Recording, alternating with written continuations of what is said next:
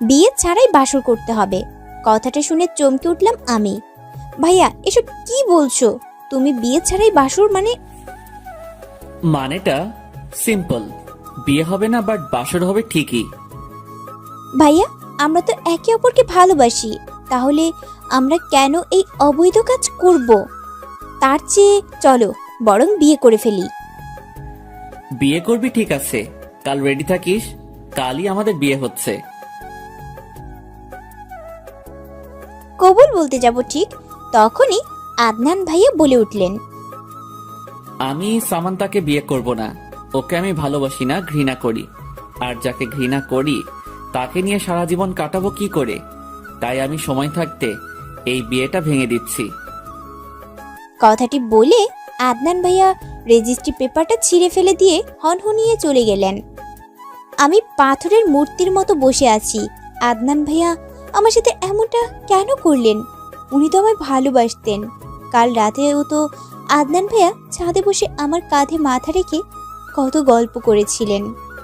আমরা কিভাবে সংসার করব না করব, কয়টা বাচ্চা নিব না নিব, এসব বলছিলেন।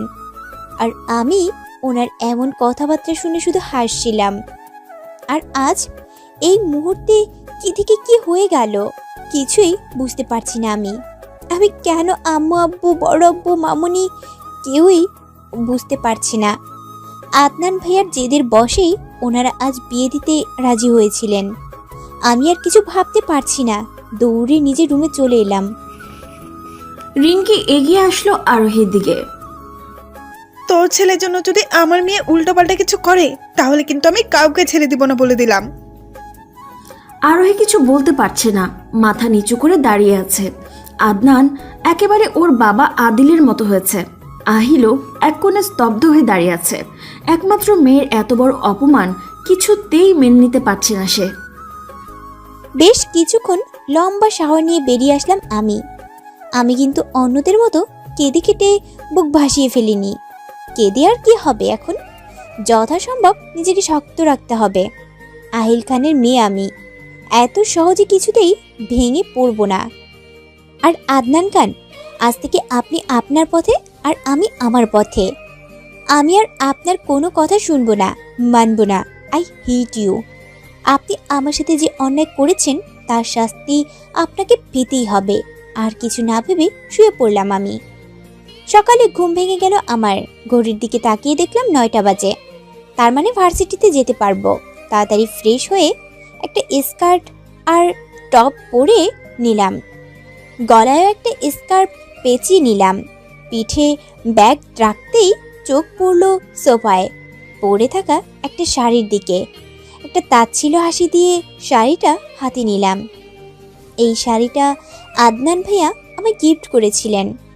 আর আমি না ভেবে নিচে চলে গেলাম।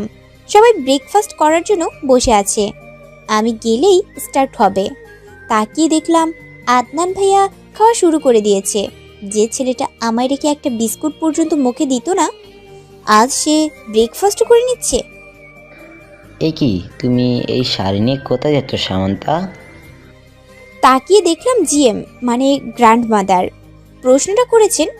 আমি আর কিছু না বলে কিচেন থেকে একটা দেশলাই এনে শাড়িটাতে আগুন ধরিয়ে দিলাম। আদনান ভাইয়া আমার দিকে বিস্ফোরিত চোখে তাকিয়ে আছে। তাতে আমার কি? আমি আর কারো স্মৃতি আমার কাছে রাখতে চাই না। আদনান ভাইয়ের দিকে আবার তাকালাম। আমি তাকিয়ে দেখলাম উনি এবার বিস্ফোরিত চোখে নয়, অবাক চোখে তাকিয়ে আছে। বেশ ভালো বুঝতে পারছি এরকম তাকানোর মানে। অন্যদিন আমি ভার্সিটিতে গেলে তার কথা মতো লং 3 পিস পরে যেতাম, বাট আজ টপ আর স্কার্ট পরেছি। আমি আর দেরি না করে ব্রেকফাস্ট করা শুরু করে দিলাম। আজকে কি না গেলে হয় না? তুমি কি চাইছো বলো তো আম্মু? আমি সারাদিন রুমে বন্দি হয়ে বসে থাকি, কান্না করি? আমি মোটেও এমন করব না। আমি আর কথা না বাড়িয়ে বেরিয়ে পড়লাম ভার্সিটির উদ্দেশ্যে। এখন থেকে নিজের লাইফ নিজেই হ্যান্ডেল করব। আমার লাইফে আমি আর কাউকে ইন্টারফেয়ার করতে দেব না, ইভেন নিজের মা বাবাকেও না। আহিল, তোর মেয়ে একেবারে তোর মতোই হয়েছে। তোমার ছেলেও তোমার মতো হয়েছে, আর আমার মেয়ে আমার মতোই শান্তশিষ্ট। অ্যাটলিস্ট তোমার ছেলের মতো রাগী আর বদমেজাজি নয়। আদনান সবার দিকে একবার তাকিয়ে খাবার রেখেই চলে গেল। বাপ কা বেটা। তা ও কি শুধু আমার ছেলেই, তোর ছেলে নয়? হ্যাঁ আমার ছেলে, বাট আমার কোনো গুণই ওর মধ্যে নেই। ও তো শুধু চিনে মেয়েদের মন নিয়ে খেলা করতে। হ্যাঁ সাবু, তোকে এই লোকে খুব হট লাগছে। ক্লাসে ঢুকতে যাব অমনি নিলয়ের এই কথা শুনে থমকে গেলাম আমি। নিলয় এসে আমার সামনে দাঁড়ালো। এই ছেলেটার জন্য একদিনও ভার্সিটিতে এসে শান্তি পাই না, তার আমাকে ডিস্টার্ব করতেই হবে। আমাকে কি তোর চোখে পড়ে? আর কাউকে কি চোখে পড়ে না? আমাকে কেন তোর ডিস্টার্ব করতে হয়? না বেব, তোকে ছাড়া আমার চোখে সব ধোঁয়াশা লাগে, তাই তাদের দেখতে পাই না, আর তোকেই ডিস্টার্ব করি। দেখ নিলয়, আমার সামনে থেকে সর। আমার মেজাজ ভালো নয়, তাই আজ তোর সাথে ঝগড়া করতে পারবো না।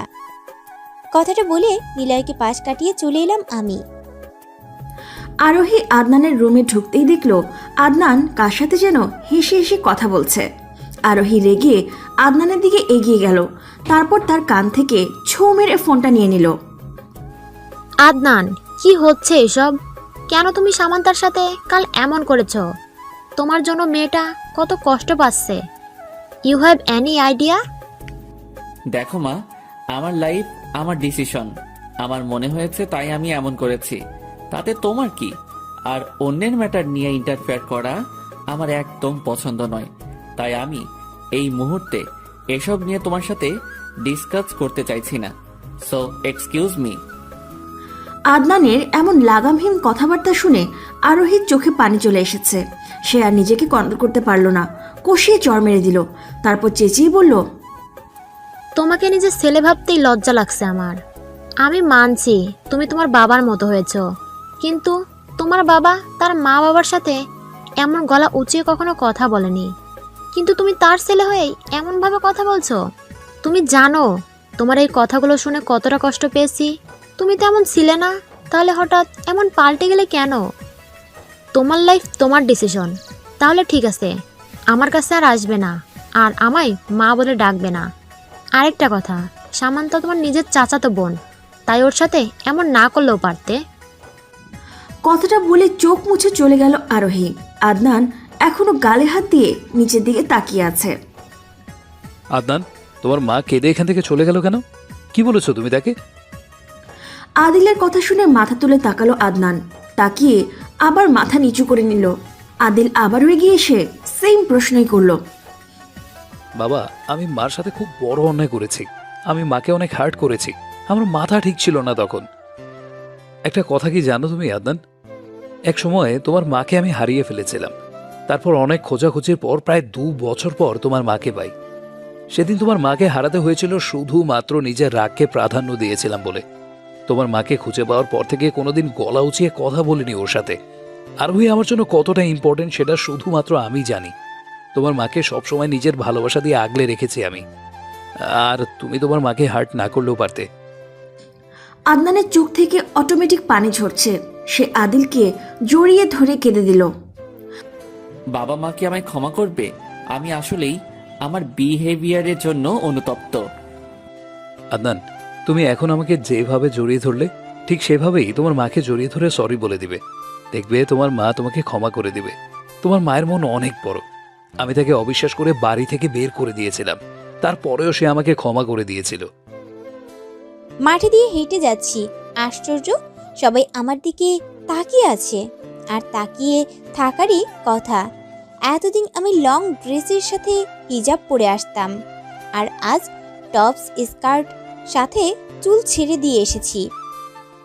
বাড়িতে এসে শাওয়ার শেষ করে ছাদে গেলাম চুল শুকানোর জন্য। ছাদে পা রাখতেই আদনান ভাইয়ের কণ্ঠ আসলো আমার কানে।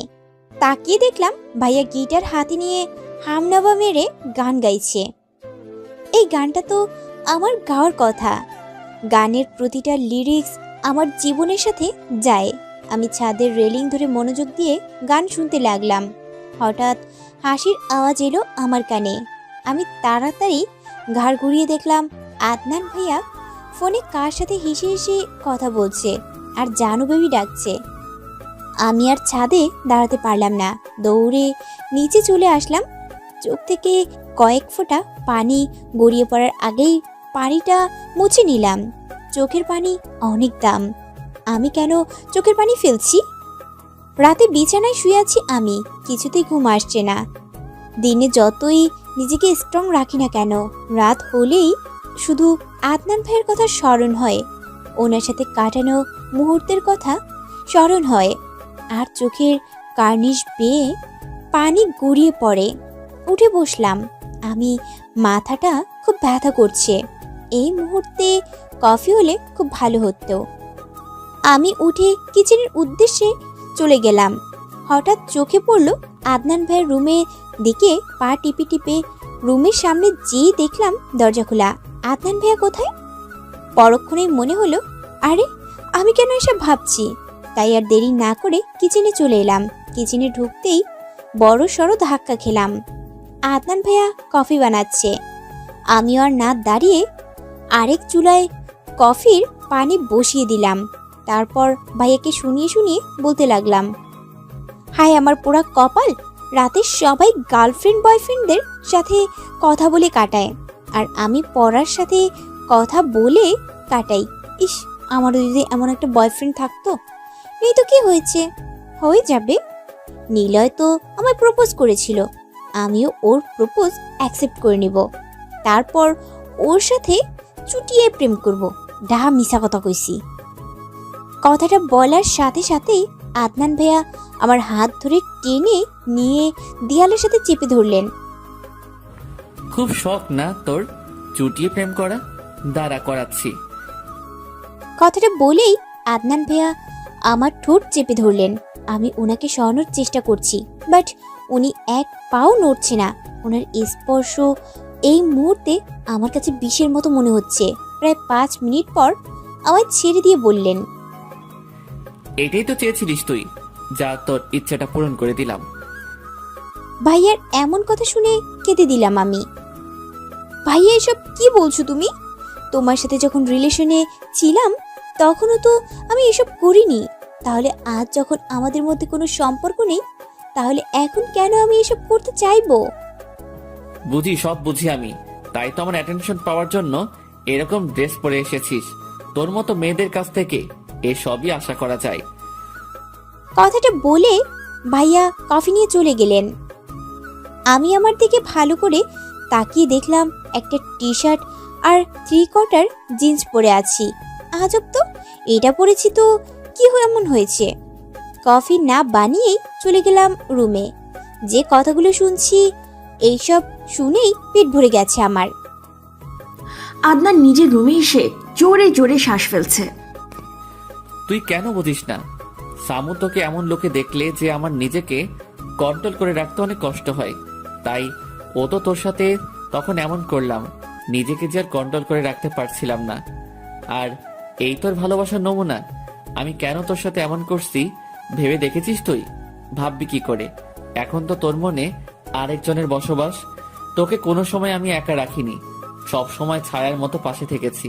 তুই আজও ভার্সিটিতে যাওয়ার পর লুকিয়ে লুকিয়ে খেয়াল রেখেছি আমি যে তোকে অনেক ভালোবাসি রে সামু, অনেক। আমি তোর সাথে বিয়ে এমনি এমনি ভাঙতে চাইনি, কিন্তু এছাড়াও আমি আর কি বা করতাম? আমি যে নিরুপায়। ডাইনিং এ বসে সবার জন্য ওয়েট করছি। সবাই এলে তবেই ব্রেকফাস্ট শুরু করব। আদনান ভাইয়ার দিকে চোখ পড়তেই অবাক হয়ে গেলাম আমি। তার চোখ মুখ অসম্ভব ফুলে আছে, সাথে লালও হয়ে আছে। আশ্চর্য, কি হলো ভাইয়ার? আগে তো এমন হতে কোনোদিন দেখিনি। ভাইয়াকে কি জিজ্ঞেস করব? পরক্ষণেই মনে হলো কাল রাতের কথা। ভাইয়া আমায় যা নয় তা বলেছিল। এইসব মনে হতেই আমার অভিমান প্লাস রাগ দুটোই বেড়ে গেল। আমি ভাইয়ার দিক থেকে চোখ সরিয়ে নিলাম। আজ আমাদের ভার্সিটিতে নবীনবরণ, তাই ব্রেকফাস্ট শেষ করে মামুনি আর আম্মুর সাথে বসে আলোচনা করছি কি পরে যাব। মামুনি আমায় একটা নীল শাড়ি বের করে দিলেন। এই শাড়িতে নাকি আমায় খুব সুন্দর দেখাবে। আমিও খুশি মনে শাড়িটা নিয়ে নিজের রুমে গিয়ে পরতে লাগলাম। শাড়িটা পরে ম্যাচিং করে চুড়ি আর অর্নামেন্টস পরে নিলাম। চুলটাও ছেড়ে দিয়েছি। লিভিং রুমে যেতেই আব্বু এসে আমায় জড়িয়ে ধরলেন। মাশা আল্লাহ, আমার মেয়েটাকে তো খুব সুন্দর লাগছে, look like a princess. Thank you আব্বু। আচ্ছা আমি বরং যাই। কথাটা বলে আমি ভার্সিটির উদ্দেশ্যে চলে গেলাম। আদনান ওর রুমের ব্যালকনি থেকে সামান্থা চলে যাওয়া দেখছে। সামান্থা চলে যেতেই সে এক ফোঁটা চোখের জল ছেড়ে দিল। সামু, আজ তুই আমার কল্পনার স্বাদ সেজেছিস। মন চাইছিল তোকে একটু ছুঁয়ে দেখি, কিন্তু না, আমি তোকে ছুঁতে পারবো না, না হলে তোর অনেক বড় বিপদ হয়ে যাবে। আদনানের এসব ভাবনার মধ্যেই ওর মুঠোফোনটা বেজে উঠল। আদনান ফোনের স্ক্রিনে তাকাতেই ওর হাত পা রীতিমতো কাঁপাকাঁপি শুরু হয়ে গেছে। আদনান অনেক ভয়ে ফোনটা রিসিভ করলো। হ্যালো, কি মিস্টার আদনান, ভয় পেয়ে গেলে নাকি? ভয় কেন পাবো? আজও তাহলে তুত্তালাচ্ছ কেন? যাই হোক, যে কথাটা বলার জন্য ফোন করেছি সেটা মনোযোগ সহকারে শোনো। সমান্তার থেকে তোমাকে আরও দূরে দূরে থাকতে হবে, না হলে তুমি যে কোন মুহূর্তে আমার সমান্তার ওপরে উইক হয়ে পড়বে। আর আমি চাই না তুমি এমন কিছু করে যাতে তোমার ফ্যামিলি আবার তোমাদের বিয়ে দিতে বাধ্য হয়। আর যদি এমন হয় তাহলে বুঝতেই তো পারছো কি অনর্থক হবে। না, আপনি এসব কিচ্ছু করবেন না। আমি সামান্তার থেকে দূরে দূরে থাকবো, ওর দিকে তাকাবো পর্যন্ত না। তারপরও আপনি এমন কিছুই করবেন না। আমি আপনার কাছে হাত জোর করছি। তাহলে আদনান খান আমার কাছে মাথা নত করছে। শুনো, আমি তোমাকে এখন যাই বলবো তোমাকে ঠিক তাই করতে হবে। বলুন কি করতে হবে? তোমাকে বাংলাদেশ ছেড়ে যেতে হবে। না প্লিজ, এমন করবেন না। আমি আমার মা বাবাকে ছেড়ে থাকতে পারবো না। মা বাবাকে ছেড়ে নাকি সমান্তাকে ছেড়ে থাকতে পারবে না? শুনো, এমন কিছু যদি হয় তাহলে বুঝতেই তো পারছো আমি কি করব। আর বিয়ের অভিনয় কিন্তু তুমি খুব ভালোই করেছিলে, আর এবার আশা করি এটাও ভালোভাবে করতে পারবে। কথাটা বলেই ফোনের ওপারের ব্যক্তি খট করে ফোনটা কেটে দিল। আদনান ফ্লোরে বসে ফুপিয়ে ফুপিয়ে কাঁদছে। আমার সামান্তাকে ছেড়ে থাকতে হবে। কি করে থাকবো আমি ওকে ছেড়ে? ওকে একদিন না দেখলে আমার ঘুম আসে না, আর এখন নাকি বিদেশে গিয়ে থাকতে হবে। ভার্সিটি খুব সুন্দর করে সাজানো হচ্ছে। আমি আমার বেস্টি রুমিকে নিয়ে চারিপাশে হেঁটে হেঁটে দেখছি। অনেকক্ষণ যাবৎ খেয়াল করছি কে যেন আমাকে গভীরভাবে ফলো করছে, কিন্তু না, কেউ তো নেই। তাহলে হয়তো আমার মনের ভুল। আমার সব ফ্রেন্ডরা আমার খুব প্রশংসা করছে। কোত্থেকে নিলয় দৌড়ে এসেই বলল, হে ইয়ার, তোকে যে কি সুন্দর লাগছে বলে বোঝাতে পারবো না। আর আমাকে কি সুন্দর লাগছে না? মুখ ফুলিয়ে কথাটা বলল রুমি। আরে পাগলি, তোকে তো সবসময় সুন্দরই লাগে, তাই না? আমার শাড়ির কুচিটা খুলে যাওয়াতে আমি একটা খালি রুমে চলে এলাম। ওয়াশরুমে অনেক মানুষ, সেখানে ঠিক করা যাবে না। রুমে ঢুকতে কে যেন ভেতর থেকে দরজাটা বন্ধ করে দিল। আমি পিছন ফিরতেই যাকে দেখলাম তাকে দেখে আমার গলা শুকিয়ে কাঠ হয়ে গেছে, ঠিকমতো দাঁড়াতেও পারছি না। এই ছেলেটা এখানে, তার মানে কোনো অঘটন ঘটিয়ে তবেই যাবে। ছেলেটা আমার দিকে এক পা করে এগিয়ে আসছে। ও যতই আমার দিকে এগিয়ে আসছে ততই আমার ভয় বেড়ে চলেছে। ও আমার সাথে খারাপ কিছু করবে না তো? এ কি রকি, আপনি আমার দিকে এভাবে এগোচ্ছেন কেন? তুমি সত্যি বুঝতে পারছো না আমি কেন এগোচ্ছি, নাকি বুঝিয়ে দেব? দেখুন, একদম এগোবেন না বলে দিলাম, না হলে খারাপ হয়ে যাবে কিন্তু। রকি একটু পেছনে সরে দাঁড়িয়ে বলল, তাই নাকি? তো তোমার আদনান ভাইয়া বুঝি এখানে হিরোর মতো চলে এসে আমাকে মেরে তোমাকে নিয়ে চলে যাবে? তুমি যদি এমন ভেবে থাকো তো আমি বলবো তুমি ভুল ভাবছো। তোমার আদনান ভাইয়া আর তোমাকে বাঁচাতে আসবে না। এখন তার তোমার উপর থেকে ইন্টারেস্ট উঠে গেছে। সে তো এখন অন্য মেয়েকে নিয়ে ব্যস্ত। দেখবে কদিন পর তোমাদের সবাইকে ছেড়ে চলে যাবে। এতদিন শুধু তোমার মুহে পড়েছিল, না হলে তুমি বলো তোমাকে এত বাজে অফার কেন দিবে, আর বিয়েই বা কেন ভাঙবে? আমি তো কতদিন ধরে তোমাকে ভালোবাসি, আমি কি কখনো তোমার দিকে বাজে দৃষ্টিতে তাকিয়েছি? কি মিথ্যাবাদী, এখনো কুদৃষ্টিতে তাকিয়ে আছে।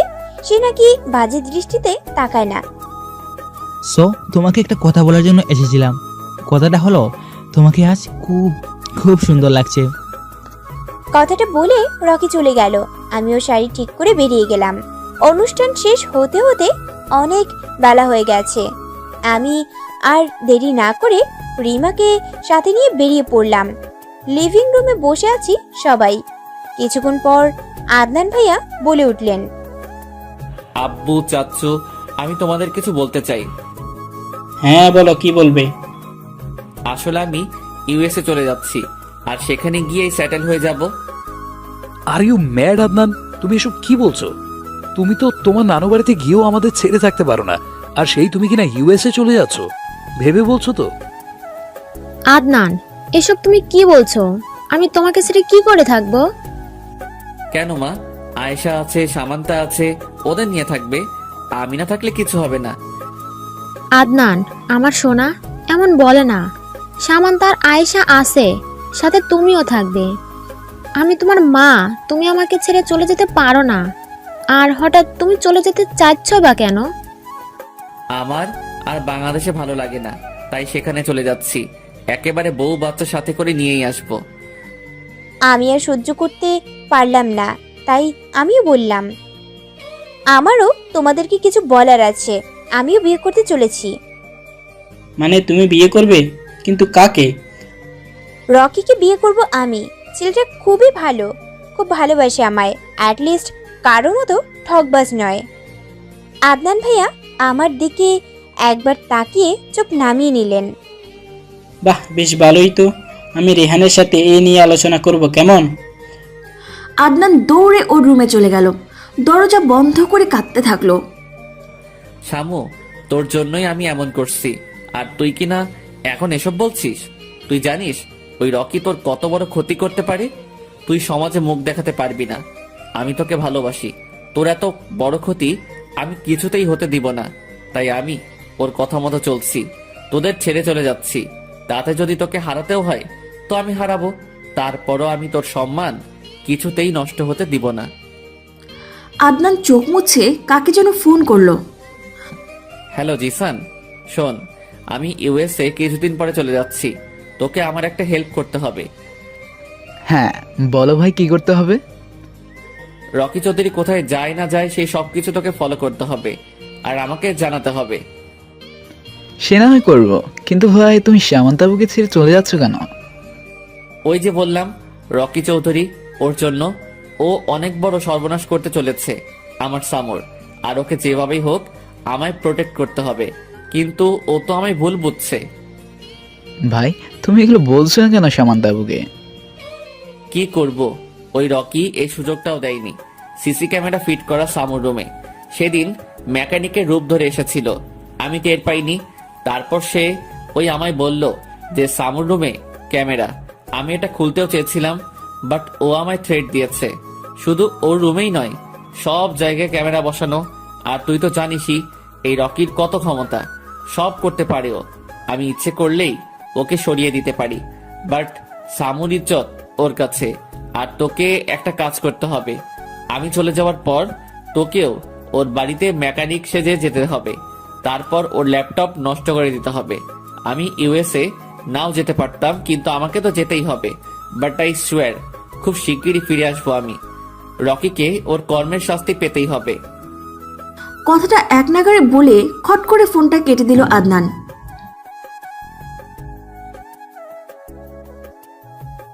হ্যাঁ জিসান, বল। ভাই রকি শহরের বাইরে গেছে। আচ্ছা, ধন্যবাদ, রাখছি। আমি ওকে সর্বদা ফলো করবি। আদনান ফোনটা রেখে আরোহীর কাছে গেল। মা, আয়েশা কোথায়? খুব দরকার ছিল ওকে। ও মনে হয় সামান্তার সাথে ছাদে আছে। আচ্ছা বলে আদনানও ছাদে পা বাড়ালো। আজ যেভাবেই হোক সামুকে সব সত্যি বলতে হবে। এভাবে আর কষ্ট নিতেও পারবো না, আর দিতেও পারবো না। আমি আর আয়েশা ছাদের রেলিং ধরে দাঁড়িয়ে আছি। আয়েশা আমাকে এইটা ওটা জিজ্ঞেস করছে, আর আমি উত্তর দিচ্ছি। এক প্রকার মাথা নষ্ট করে দিচ্ছে বলতে গেলে। এত কথা বলতে পারে? হঠাৎ আদনান ভাইয়ার মুখে আমার নাম শুনে চমকে উঠলাম আমি। কতদিন পর ভাইয়ার মুখে আমার নাম শুনলাম। আয়েশা, একটু নিচে যা তো, সামুর সাথে আমার কিছু কথা আছে। পিচ্চি আয়েশাও ভাইয়ের কথা মতো নিচে চলে গেল। আমিও ছাদ থেকে যেতেই ভাইয়া আমায় 2 হাত দিয়ে আটকে দিলেন। শোন সামু, তোকে আমি কিছু বলতে চাই। তুই সবকিছু শুনে তারপর সিদ্ধান্ত নিস তুই কি করবি। তা এখন কি বলবেন? রকি খারাপ, ওকে যেন বিয়ে না করি? তাহলে আপনিও একটা কথা শুনে রাখেন, আপনার কথা কিছুতেই শুনছি না আমি। সামু, তুই আমাকে আপনি করে বলছিস, এতটা পর করে দিয়েছিস আমাকে। আর হ্যাঁ, রকি খারাপ, 1 নাম্বারের খারাপও। প্লিজ ওকে বিয়ে করিস না, তোর জীবন শেষ হয়ে যাবে। তা আপনাকে বিয়ে করব নাকি? আপনি নিজেও তো বিয়ে করছেন। কই, আমি তো কিছু বলিনি। তাহলে এবার আমি বিয়ে করব। আপনার এত সমস্যা হচ্ছে কেন? আর রকি যে খারাপ এটা আপনাকে কে বলেছে? ও খুব ভালো, খুব। কতবার আমাকে একা পেয়েছে, তাও স্পর্শ পর্যন্ত করেনি। আর আপনি তো ওর উল্টো। দেখেন ভাইয়া, আমি একবার যখন আমার সিদ্ধান্ত নিয়ে নিয়েছি, এই সিদ্ধান্ত থেকে আর পিছপা হব না। ভাইয়া আমার 2 কাঁধে 2 হাত থেকে বললেন। সামু, তুই আমার কথা ভালো করে না শুনে এভাবে উল্টো পাল্টা বলতে পারিস না। আগে আমার কথা শোন প্লিজ। আমি আর আপনার কোনো কথা শুনছি না মিস্টার আদনান। আমি জানি আপনি কেন রকির নামে বাজে বকছেন, কারণ রকি তো আমায় খুব ভালোবাসে আর বিয়ে হলে খুব সুখে রাখবে। আপনি তো আবার আমার সুখ দেখতে পারেন না, তাই তো মানা করছেন ওকে যাতে বিয়ে না করি। তাহলে ঠিক আছে, আমিও একটা কথা জানিয়ে দিচ্ছি যে আমি রকিকে ছাড়া আর কাউকে বিয়ে করব না। বিয়ে করলে রকিকেই করব। আদনান আর সামান্থার মুখে রকির নাম সহ্য করতে পারছে না, তাই চিৎকার করে উঠল। ব্যাস, অনেক হয়েছে সামান্তা, অনেক। আমি তোকে প্রথম থেকে ভালোভাবে বুঝিয়ে আসার চেষ্টা করছি, কিন্তু তুই তো আমার কথা শুনছিসই না। দেখ, তোর লাইফ, তোর ডিসিশন, তোর যা ইচ্ছা হবে তুই তাই কর। আমি তোকে কিচ্ছু বলবো না, বাট একটা কথা বলে রাখি, যা করবি ভেবে চিন্তে করিস। আর এখন একটা কথা বলবো, সেটা মন দিয়ে শ্রবণ করবি। ভাইয়ার মুখে সামান্তা শুনে আমার অভিমান আরো বেড়ে গেল। বললাম তো, আমি আপনার কোনো কথা শুনতে চাই না। ঘৃণা করি আপনাকে আমি, বুঝেছেন? আপনি ঘৃণা করি। এই যে আপনার সামনে দাঁড়িয়ে কথা বলছি না, এতেও আমার ঘৃণা লাগছে, রুচিতে বাজছে। আচ্ছা, আপনার কি লজ্জা শরম বলতে কিচ্ছু নেই? যদি থাকতো তাহলে অ্যাটলিস্ট এত কিছু হওয়ার পর এভাবে আমার সামনে এসে দাঁড়াতেন না। আদনান ভাইয়ের চোখ গড়িয়ে পানি পড়ছে। পড়লে পড়ুক, আমার কি? আমিও কম চোখের জল ফেলেছি নাকি? তুই খুব বড় হয়ে গেছিস সামান্তা, খুব। নিজের দায়িত্ব নিজেই রাখতে শিখে গেছিস। আমাকে তো তোর ঘৃণা করে। আমি আরো কয়েকদিন পর যেতাম, কিন্তু আমি আজ সন্ধ্যায় চলে যাচ্ছি। কিছু গুরুত্বপূর্ণ কথা ছিল তোর সঙ্গে, কিন্তু তুই তো আমার কথা শুনলি না। আর কোনোদিন তোর সামনে এসে দাঁড়াবো না রে, আমার মুখও তোকে দেখাবো না। শুধু তুই আমায় মিস করিস না। আমাকে চিনতে তুই এত ভুল করলি, তোকে পস্তাতে হবে সামান্তা, পস্তাতে হবে। খুঁজবি, খুব করে খুঁজবি তুই আমায়, কিন্তু তোর খুঁজতে অনেক লেট হয়ে যাবে। কথাটা বলেই চোখ মুছে চলে গেল আদনান। আদনান কাঁদছে আর ওর মায়ের রুমের দিকে যাচ্ছে। আরোহী আদনানকে কাঁদতে দেখে ঘাবড়ে গেল, সেও পিছু পিছু গেল। আদনান, তুমি কাঁদছো? না মা, এমনি। আদনান, মা হয়ে আমি তোমার। ইদানিং তুমি অনেক চুপচাপ হয়ে গেছো। প্রায় সময় দেখি তোমার চোখ মুখ ফোলা, আর এখন তুমি কাঁদছো। তোমাকে তো আগে কখনো কোনোদিন কাঁদতে দেখিনি। সোনা, বলো নিজের মাকে। আদনান ওর মাকে জড়িয়ে ধরে ফুপিয়ে কেঁদে দিল। মা, মা, তুমি জানো সামান্তা নাকি আমাকে ঘৃণা করে। আমার সামনে দাঁড়াতেও নাকি ওর রুচিতে বাঁধে। মা, আমি এমনি এমনি কিছু করিনি। সেদিন বিয়েও আমি নিজে থেকে ভাঙিনি, মা আমাকে বাধ্য করেছে এসব করতে। আরোহী আদনানের চোখ মুছে দিয়ে বলল, আদনান আমার সোনা, আমায় সব খুলে বলো। আদনান বলতে শুরু করলো, মা জানো, আমি আর সামান্তা এক রাত্রে রাস্তায় হাঁটতে বেরিয়েছিলাম। সেদিন এক টঙের দোকানে আমরা দুজনে দাঁড়িয়ে দাঁড়িয়ে খুব এনজয় করে চা খাচ্ছিলাম আর হাসছিলাম। ঠিক তখন আমি পাশে তাকিয়ে দেখলাম রকি বাইকে হেলান দিয়ে খুব মনোযোগ দিয়ে দেখে যাচ্ছে সামান্তাকে। আমি আর দেরি না করে সামান্তাকে নিয়ে বাড়ি চলে আসলাম। সেদিন থেকেই রকির কুদৃষ্টি পড়ে সামান্তার উপর। সে সবসময় ফলো করতে থাকে সামান্তা কোথায় যায় না যায়, কি করে না করে। যখন জানতে পারলো আমি আর সামান্তা একে অপরকে ভালোবাসি, সেদিন থেকে ও আমাদের পিছনে লেগে পড়ে। শেষে একদিন আমাদের বাড়িতে আসে মেকানিক সেজে, যেটা আমরা বুঝতেও পারিনি। ও ছাদ বাদে আর তোমাদের রুম বাদে সব জায়গায় ক্যামেরা লাগিয়ে দিয়ে চলে গেছে, সামান্তার বেডরুমেও লাগিয়েছে। মা জানো, রকি আমায় সেদিন মেসেঞ্জারে সামান্তার চেঞ্জ করা ভিডিও পাঠিয়েছে, যেটায় সামান্তার শরীরের অনেক অংশ দেখা যাচ্ছিল।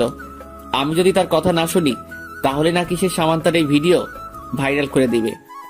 মা তুমি জানো এই ভিডিও একবার ভাইরাল হলে সেটা সামান্তার জন্য কতটা কষ্টদায়ক হবে। এসব ভিডিওতে ভিউ আরো বেশি আসে, সবাই দেখবে ওর এই ভিডিও, সবাই হাসাহাসি করবে ওকে নিয়ে। তাই আমি রকির প্রস্তাবে রাজি হয়ে যাই, যাতে ও সামান্তার কোনো ক্ষতি না করে। আর এই জন্যই আমি দেশও ছাড়ছি, এতে যদি আমার সামান্তার সম্মানটা রক্ষা হয়। কথাটা বলে আবারও কেঁদে দিল। আরোহীও মুখে আঁচল চেপে ধরে কান্না করছে। ছেলের এমন কান্না কষ্ট সে যে আর নিতে পারছে না। আদনান, আমি বুঝতে পারছি সোনা, তুমি কতটা কষ্ট নিয়ে বেঁচে আছো। তোমার বাবা আর আমার সম্পর্কেও অনেক কষ্ট ছিল। তোমার বাবা ভেঙে পড়লেও আমি ভেঙে পড়িনি, স্ট্রং থেকেছি আমি। আর তুমি তো আমারই ছেলে, তোমাকে স্ট্রং থাকতে হবে, এভাবে ভেঙে পড়লে চলবে না। মা তুমি তো আমার রাগ জেদ সম্পর্কে অবগত। আমি এতটা চুপচাপ থাকতাম না যদি না রকির কাছে এমন ভিডিও থাকতো। আর সবাই তো শুধু শান্ত আদনানকে দেখেছে, হিংস্র আদনানকে কেউ দেখেনি। যারা দেখে তারা আর ঠিক থাকতে পারে না, কেঁপে ওঠে। আরোহী আদনানের দিকে অবাক হয়ে তাকিয়ে আছে। হিংস্র আদনান মানে কি বোঝাতে চাচ্ছে আদনান? আদনান, তুমি এগুলা কি বলছো? না মা, নাথিং। আচ্ছা আদনান, আমি তোমার বাবার সাথে এই নিয়ে কথা বলবো। সেদিন আমার ছেলের দোষ ছিল না, ওকে বাধ্য করা হয়েছিল এসব করতে। সবাইকে জানতে হবে আমার ছেলে নির্দোষ। মা আমার কসম তোমায়, তুমি বাবাকে এই নিয়ে কিছু বলবে না। সময় এলে আমি সবাইকে সবটা জানাবো। তুমি আমার জননী মা, তাই তোমায় বললাম। তুমি প্লিজ বাবাকে বলো না, না হলে জানাজানি হয়ে যাবে। আর সামান্তাকেও কিছু বলবে না। আমাকে অবিশ্বাস করার জন্য ওকে শাস্তি পেতে হবে। আর খুব তাড়াতাড়ি সব সমাধান হতে চলেছে। তুমি কোন দিন যাবে ইউএসএ? সন্ধ্যায় ফ্লাইট। তুমি তো জানো কোথাও যেতে গেলে অন্যদের মতো আমার অত টাইম লাগে না। চিন্তা করো না, তোমার ছেলে খুব তাড়াতাড়ি তোমার কাছে ফিরে আসবে, তোমার কোলে মাথা রাখবে, তুমি মাথায় হাত বুলিয়ে দিবে আর গল্প করবে, আমাকে নিজের হাতে খাইয়ে দিবে, কিছু বললে মুখ ফুলিয়ে রাখবে। আর আমি তোমাকে জড়িয়ে ধরে তোমার কাছে ক্ষমা চাইবো, আর তুমিও আমায় ক্ষমা করে দিয়ে আমার মাথায় একটা চুমু খাবে। আর আরেকটা কথা, মা আমার একমাত্র বোন আয়েশাকে কিন্তু ভালো রাখতে হবে। আরোহী আর না দাঁড়িয়ে দৌড়ে ওর রুমে চলে আসলো। ছেলের চোখের পানি আর এমন করুণ কথাবার্তা সে আর মেনে নিতে পারছে না। আদনানও ফ্লোরে বসে বসে কাঁদছে। কি দোষ করেছিলাম আমি, যার কারণে আমাকে আমার পরিবার ছাড়তে হচ্ছে? পরক্ষণে চোখ মুছে নিল আদনান। না, আমি আর কাঁদবো না। সবাই আমাকে ভীতু ভাববে, আমি একদমই ভীতু নই। আমি কাউকে ভয় পাই না। সবাই তো আমাকে ভয় পায়, আড়ালে থাকা আদনানকে ভয় পায়। আরোহী আর আদিল খানের ছেলে, আমি এত সহজে ভেঙে পড়বো না। আমার ভালোবাসা সত্যি হলে আমি ইনশাল্লাহ সামান্তাকে পাবো। আর রকির সাথে ওকেও আমার কথা না শোনার জন্য শাস্তি দিব, তবে শারীরিক নয়, মানসিকভাবে। রেডি হয়ে থাকো রকি, তোমার পাপের ঘোড়া পূর্ণ হয়ে গেছে। আমাদের খোকন ডায়েরি চ্যানেলের নতুন নতুন ভালোবাসার গল্প পেতে চ্যানেলটি সাবস্ক্রাইব করে বেল বাটনে ক্লিক করুন। আদনান ভাইকে কষ্ট দিয়ে আমার নিজেরও ভালো লাগছে না। আচ্ছা, আমি কি কোনো ভুল করলাম ভাইয়ার কথা না শুনে? ভাইয়ার কথাটা শোনা উচিত ছিল, কিন্তু আমি বা কি করব? ভাইয়া আমার সাথে সেদিন যা করেছিল সেটাই বা কি করে ভুলে যাই আমি? আমি কি একবার ভাইয়ার সাথে কথা বলবো? বলবো কথা। আমি পাশে তাকাতেই দেখলাম আয়েশা বসে বসে পড়ছে। কিরে আয়েশু, এক্ষুনি পড়তে বসছিস যে? রাত হয়ে গেছে, তাই পড়তে বসেছি। ভাইয়া বলেছে ভালো করে পড়তে। আচ্ছা আয়শু, আদনান ভাইয়াকে দেখেছিস? হ্যাঁ, ভাইয়া তো একটু আগেই চলে গেছে। কি, ভাইয়া চলে গেছে? কোন সময়ে? তুমি যখন ঘুমিয়েছিলে তখন চলে গেছে ভাইয়া। আচ্ছা শামু আপু, তুমি কি ভাইয়াকে বকেছো? কেন? আমি কেন বকতে যাব? আজব। আসলে ভাইয়াকে তোমার সাথে কথা বলে ছাদ থেকে চলে আসার পর খুব কাঁদতে দেখেছি। জানো আপু, ভাইয়া মাকে ধরে খুব কেঁদেছে। আয়শার কথা শুনে আমার মন খারাপ হয়ে গেল। আসলে ভাইয়ার কথাটা একটু শোনা উচিত ছিল। ফ্রেশ হয়ে নিচে গেলাম আমি। সবার মুখই কেমন যেন গম্ভীর হয়ে আছে। মামুনি তো কেঁদে কেটে চোখই ফুলিয়ে ফেলেছে। ল্যাপটপটা সামনে নিয়ে বসে আছে আদনান, আর সামান্থা কি করে সেটা দেখছে। কাছ থেকে দেখতে না পারুক, দূর থেকে তো দেখতে পারবে। আদনান রকির আগেই সারা বাড়িতে ক্যামেরা ফিট করেছিল, ইভেন সামান্থার রুমেও। সামান্থা ভার্সিটিতে যাবে, যেমন আদনান দেখলো সামান্থা দরজা বন্ধ করছে, অমনি আদনানও ল্যাপটপটা বন্ধ করে দিল। সে এখন জানে সামান্থা ড্রেস চেঞ্জ করবে। আদনান ল্যাপটপটা বন্ধ করে একটা দীর্ঘ শ্বাস ছাড়ল। সামু, আমি তোকে ভালোবাসি, তবু আমি কোনোদিন তোর দিকে বাজে দৃষ্টিতে তাকাইনি, আর না তাকাবো। কিন্তু রকি তো তোকে প্রতিনিয়ত শকুনের দৃষ্টিতে দেখে যাচ্ছে, তবুও সে তোর কাছে ভালো হয়ে গেল, আর আমি খারাপ। আসলেই দুনিয়াতে কারো ভালো চাইতে নেই। ছাদে দাঁড়িয়ে আছি। আদনান ভাইয়াকে ছাড়া কিছু ভালো লাগছে না আমার। কেমন যেন শূন্য শূন্য অনুভব হচ্ছে। বাড়িতেও যেন কারো মুখে হাসি নেই। খুব মিস করছি ভাইয়াকে। বাতাসে বারবার আমার ছেড়ে দেওয়া চুলগুলো উড়ছে। আমি বাঁধার চেষ্টা করছি, তবুও খুলে যাচ্ছে। শেষে আমি না পেরে চুলগুলো ছেড়েই দিলাম। হঠাৎ মনে পড়ল সেদিনের কথা। আমি ছাদে চুলগুলো ছেড়ে দিয়ে দাঁড়িয়েছিলাম। ভাইয়া একটা গাছ থেকে কাঠগোলাপ এনে আমার পাশে দাঁড়িয়ে আমার চুলে গেঁথে তারপর চুলগুলো কানের পিঠে গুজতে গুজতে বলেছিলেন, জানিস সামু, তোকে ছেড়ে দেওয়া চুলে কতটা মোহনীয় লাগে। আই উইশ তোর এমন কাছ থেকে চুল দেখা যেন আমার ভাগ্যেই থেকে থাকে। আমি সেদিন কিছু বলিনি, শুধু হাসছিলাম। ভাইয়া আমার হাসি দেখে বলেছিলেন, এই একদম হাসবি না, তোর হাসি আমায় পাগল করে দেয়। চোখ থেকে এক ফোঁটা জল গড়িয়ে পড়ল আমার। ভাগ্যের কি নির্মম পরিহাস। আজ আমি কোথায় আর ভাইয়া কোথায়? দুইজন দুই প্রান্তে দাঁড়িয়ে আছি। আচ্ছা ভাইয়া এখন কি করছে? ভালো আছে তো? আরে আমি কেন এসব ভাবছি? আমি তো নিজেই চাইছিলাম ভাইয়া যাতে আমার থেকে দূরে থাকে। মুঠোফোনের আওয়াজে ভাবনা কাটলো আমার। ফোনের স্ক্রিনে তাকিয়ে দেখলাম আননোন নাম্বার থেকে কল। আশ্চর্য, কে এটা? নাম্বার দেখে তো বাংলাদেশের মনে হচ্ছে না, কোন দেশের সেটা জানি না। ফোনটা রিসিভ করলাম আমি। হ্যালো, কে বলছেন? কেউ রেসপন্স করছেন না, শুধু তার শ্বাস প্রশ্বাসের শব্দ শোনা যাচ্ছে। হ্যালো, কথা বলছেন না কেন? কে আপনি? No response. কে রে ভাই আপনি? কল দিচ্ছেন অথচ কথা বলছেন না। ধ্যাত, বকাটে ছেলে কোথাকার। কট করে কলটা কেটে দিলাম আমি। কি ভেজাল রে বাবা, কল দেয় কিন্তু কথা বলে না। এইসব ভাবনার মাঝে আবার ফোন বেজে উঠল। আমি না দেখেই কলটা রিসিভ করলাম। আচ্ছা, ক্যালেনি দিব বেটাকে। এই, কে আপনি? ফোন দিয়ে ইরিটেট করছেন কেন? আর ফোন দিবেন না আমায়। আরে আরে, এতটা হাইপার হচ্ছ কেন? আমি রকি বলছি। কি? আপনি রকি? কিন্তু আমার নাম্বার কোথা থেকে পেলেন? তোমার নাম্বার কালেক্ট করা আমার জন্য কোনো ব্যাপারই না, বুঝলে জান আমার। ওনার মুখ থেকে জানেমান ডাকটা শুনে কেমন ঘিনঘিনে ফিল হচ্ছে আমার। তা কেমন আছো? জি জি ভালো আছি। আর কেন ফোন করেছেন? আমাকে জিজ্ঞেস করবে না আমি কেমন আছি? সেটা জিজ্ঞেস না করে বলছো কেন ফোন করছি? It's not fair baby. দেখুন, আমি জানি আপনি ভালো আছেন, আর ভালো আছেন বলেই তো ফোন করেছেন। আরে বাহ, এত বাবু তুমি আমায় নিয়ে। আমি ভালো আছি কিনা মন্দ আছি সেটাও জানো দেখছি। মোটেও আমি আপনাকে নিয়ে ভাবি না। আর কেনই বা ভাববো বলুন তো? তা কাকে নিয়ে ভাবো যে তোমায় টকিয়েছে তাকে নিয়ে? আমি বলেছিলাম না আদনান তোমাদের সবাইকে ছেড়ে চলে যাবে, মিলে গেল তো আমার কথা। হইছে, রাখছি আমি। আচ্ছা, রকি এত শিওর হয়ে কি করে বলছিল সেদিন যে ভাইয়া আমাদের ছেড়ে চলে যাবে? ও বলার 2 দিন পরেই তো ভাইয়া চলে গেল। রকি বলছে ভাইয়া ভালো না, আর ভাইয়া বলছে রকি ভালো না। কি হচ্ছে কিছুই বুঝতে পারছি না, কাকে বিশ্বাস করব আর কাকেই বা অবিশ্বাস করব। তবে আমার মন বলছে আদনান ভাইয়াকে বিশ্বাস করা উচিত। আদনান তো আমার ভাই প্লাস ভালোবাসা, আর রকি তো আমার কেউ নয়। আবারও ফোনটা বেজে উঠল। নীলয় ফোন করেছে। উফ, আজকে আমায় কেউ শান্তি দিবে না। হ্যাঁ নিলয়, বলো।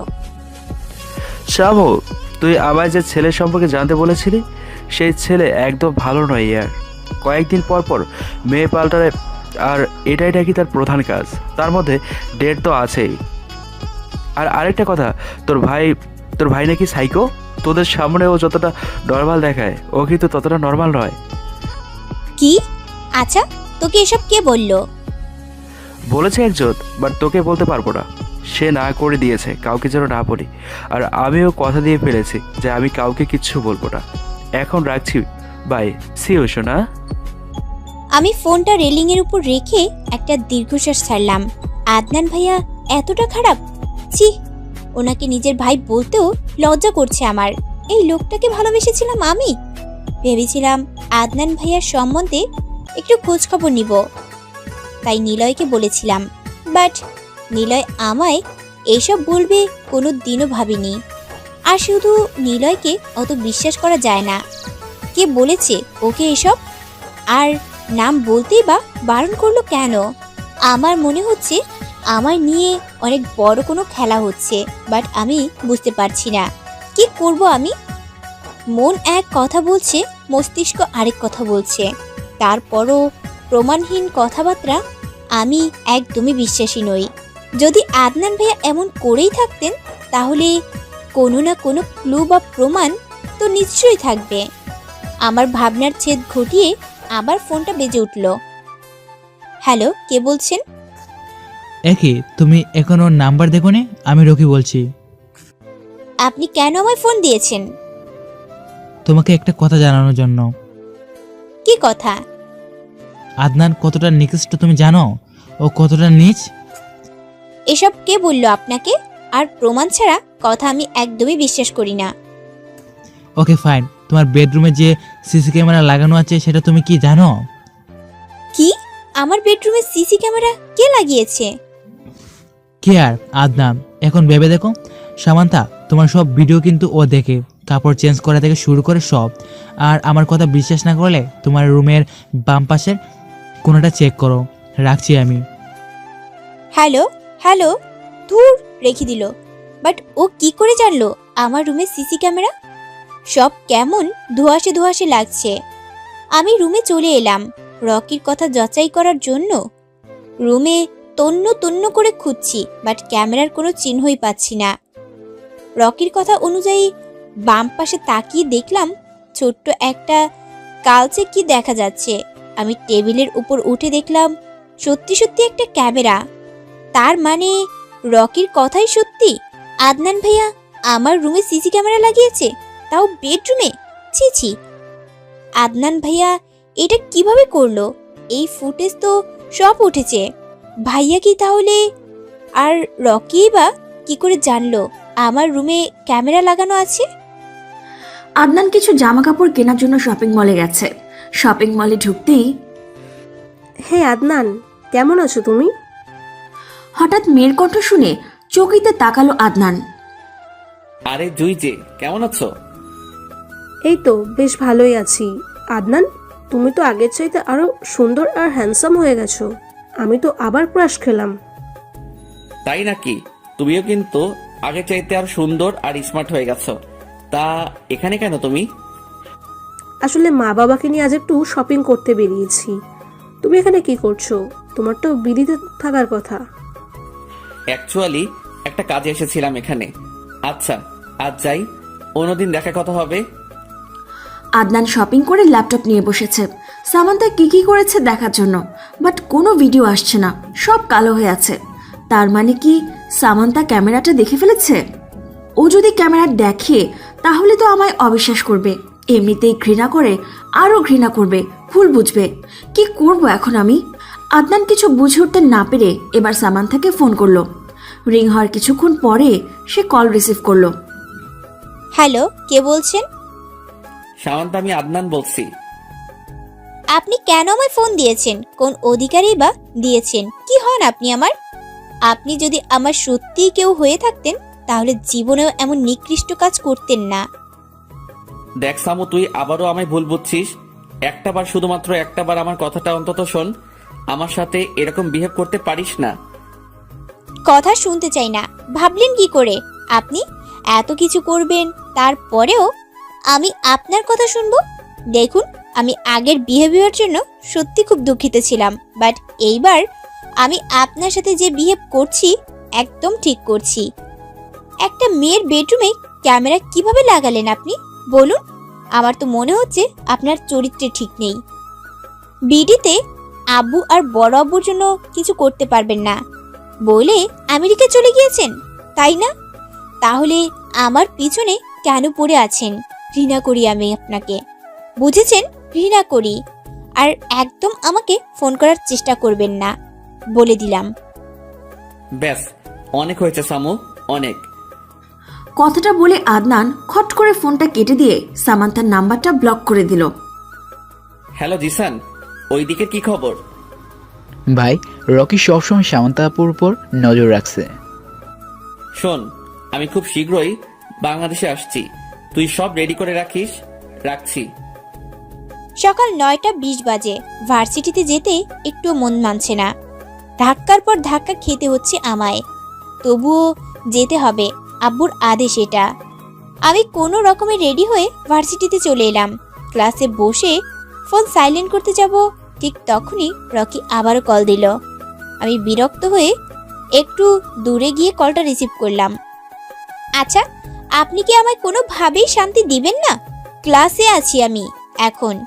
কি এমন দরকার পড়লো যে আমায় ফোন করেছেন? তুমি আমার সাথে একটু দেখা করতে পারবে? It's urgent. দেখুন, আমি আপনার সাথে কোনোভাবেই দেখা করতে পারবো না। এই পৃথিবীতে এখন আমি কোনো ছেলেদেরই বিশ্বাস করি না, আপনাকেও না। দেখো সামান্তা, তুমি যদি না আসো তাহলে কিন্তু অনেক বড় কিছু হয়ে যাবে। আমি গাড়ি পাঠিয়ে দিচ্ছি, তুমি চলে আসো, কেমন? শুনেন, আমি একদম আপনার কথা শুনবো না। আপনি গাড়ি পাঠালেও আমি যাব না, শুনেছেন আপনি? ঠিক আছে। ক্লাসে একদমই মন দিতে পারছি না আমি। একটার পর একটা ঘটনা ঘটে যাচ্ছে। টিফিন পিরিয়ডেই ছুটি নিয়েছি। এখন কথা হলো একা যাব কি করে? তবুও যেতে তো হবেই। একাই হাঁটছি আমি। দুপুরবেলা হওয়াতে তেমন কোনো মানুষও নেই। খুব খিদেও পেয়েছে। কেন যে না খেয়ে আসলাম?